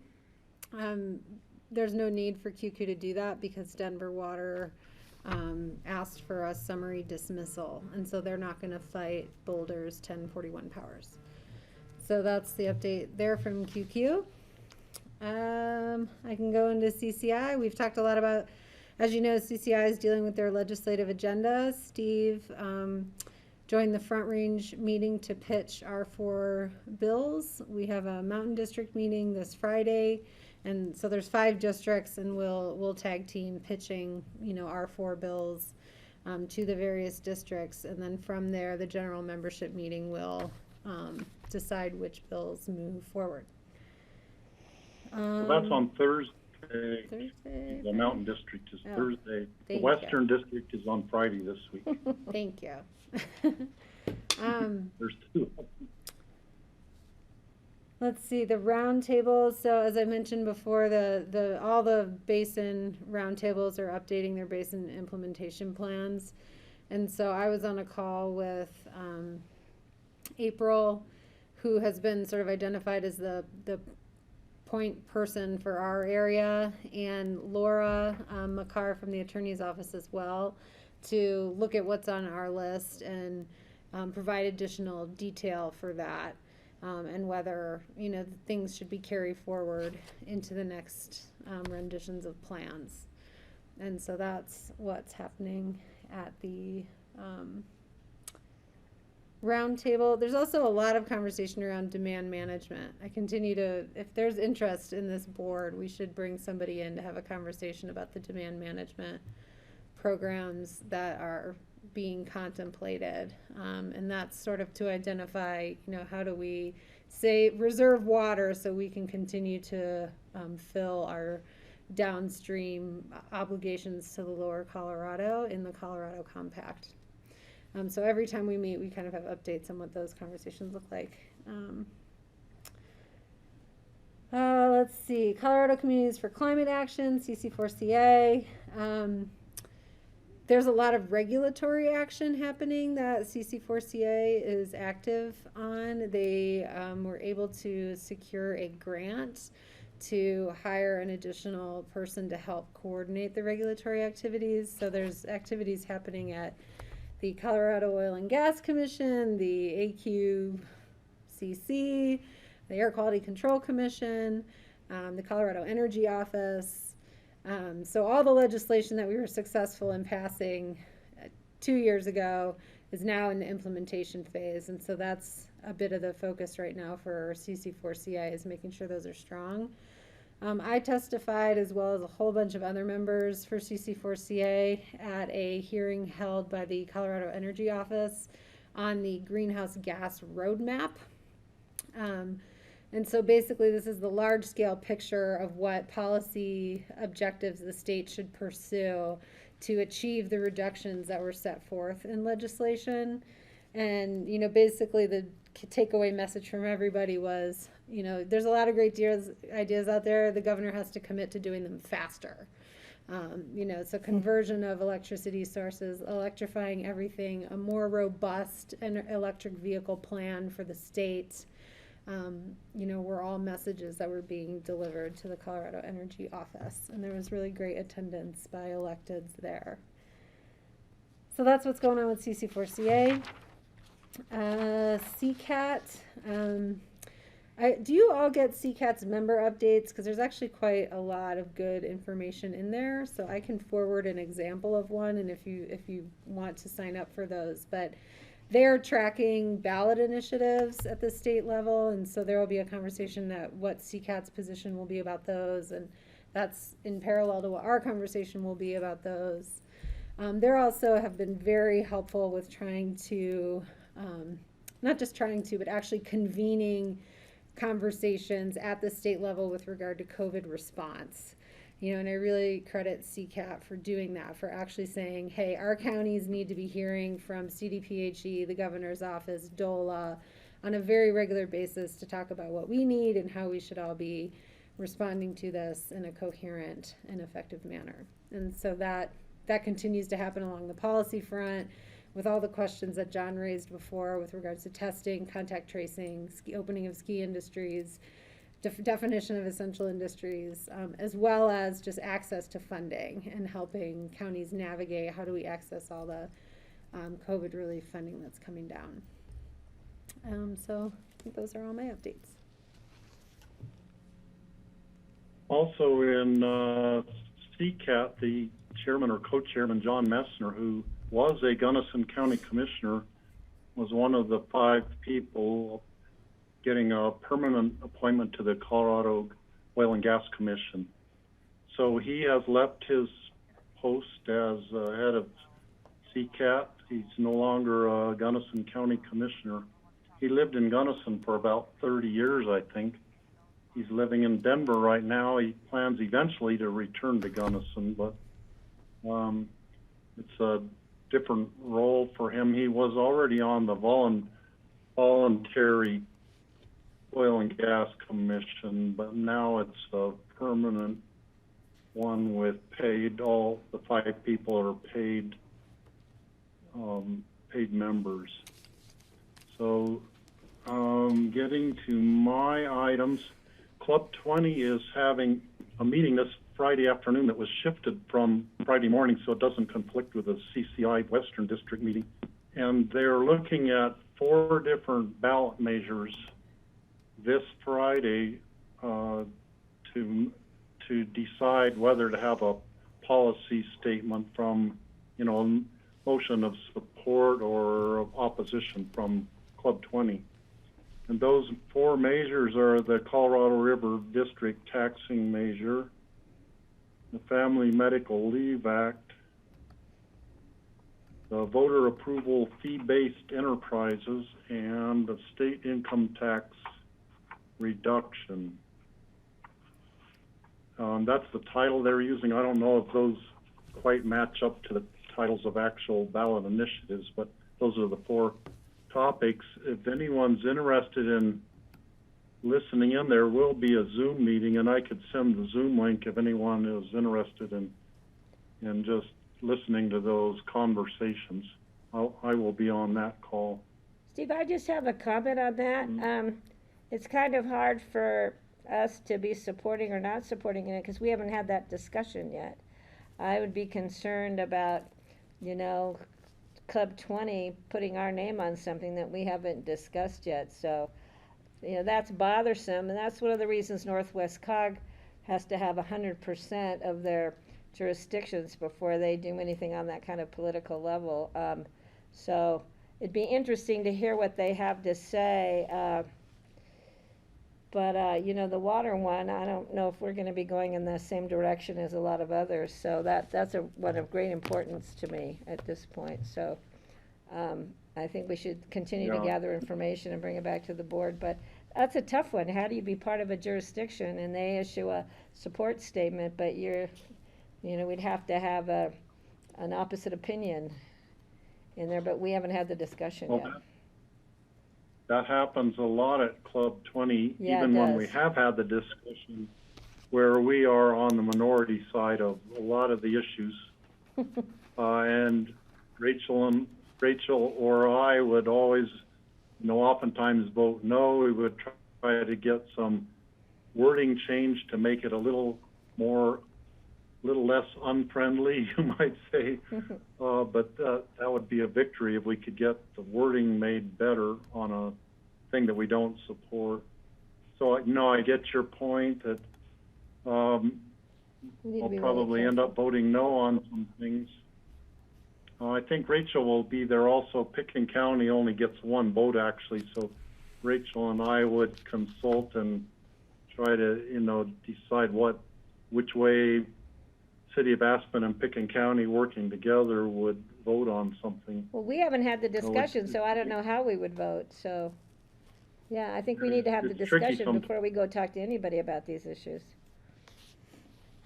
So anyhow, next time I'll give a report on what they decided on, whether to support or oppose these different ballot initiatives. The other one I have is Senior Council. Senior Services started doing the Thursday lunch again. They only stopped during the month of July, and now they're doing 4 days a week again.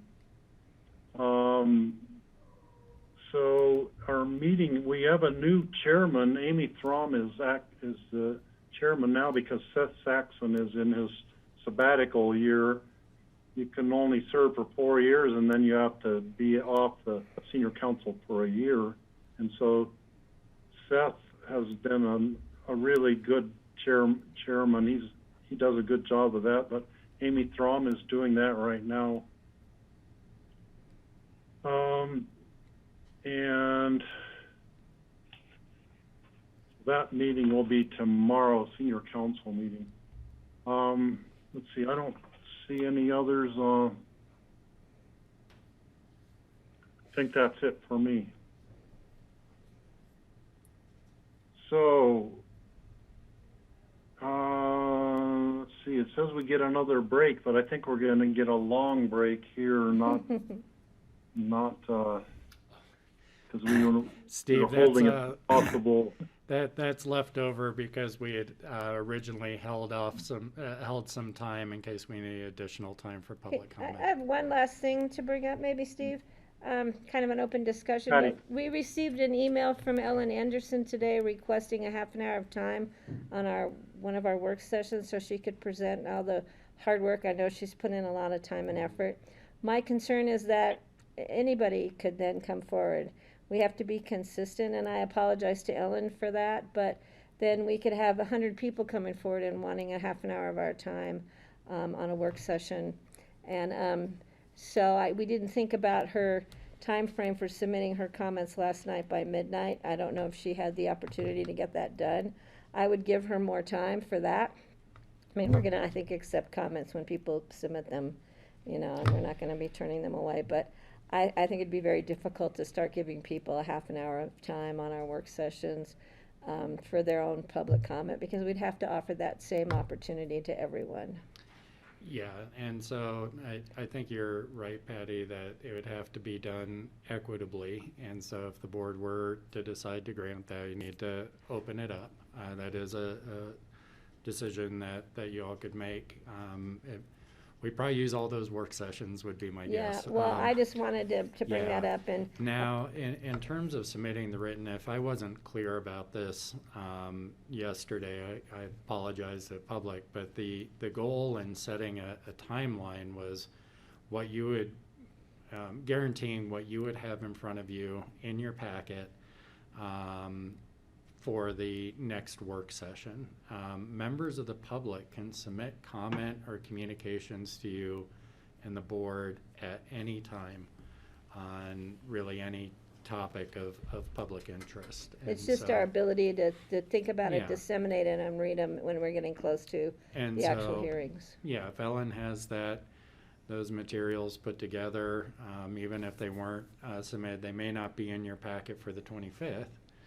However, they can still be distributed to the board Yeah, and for we your would have seen them. consideration. But I just wanted to clarify that for Ellen, and that I appreciate her commitment and her work, but it would, and like you said, in all fairness, we'd have to open it up to everybody in the general public, and we have our process for public comment. So thanks for bringing that up, Patty. I had sent an email to Ellen, and she did submit some comments, but it wasn't her slide presentation she was going to give to us and the explanation of that. She just didn't have, apparently she didn't have stuff written down. The slides were prepared, but then her presentation was, I think, just more in her head, and she didn't have time to write that down. So I'll send her another email and just urge her to still send us her slides with an explanation of them, because I think we can still get the benefit of what she had.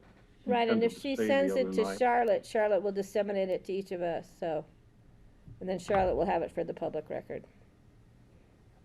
Yeah. But I agree about the half hour, or everybody who has their own personalized opinion about it, they got their 3 minutes and they can send as much written comment as they want. So I think everybody has opportunity.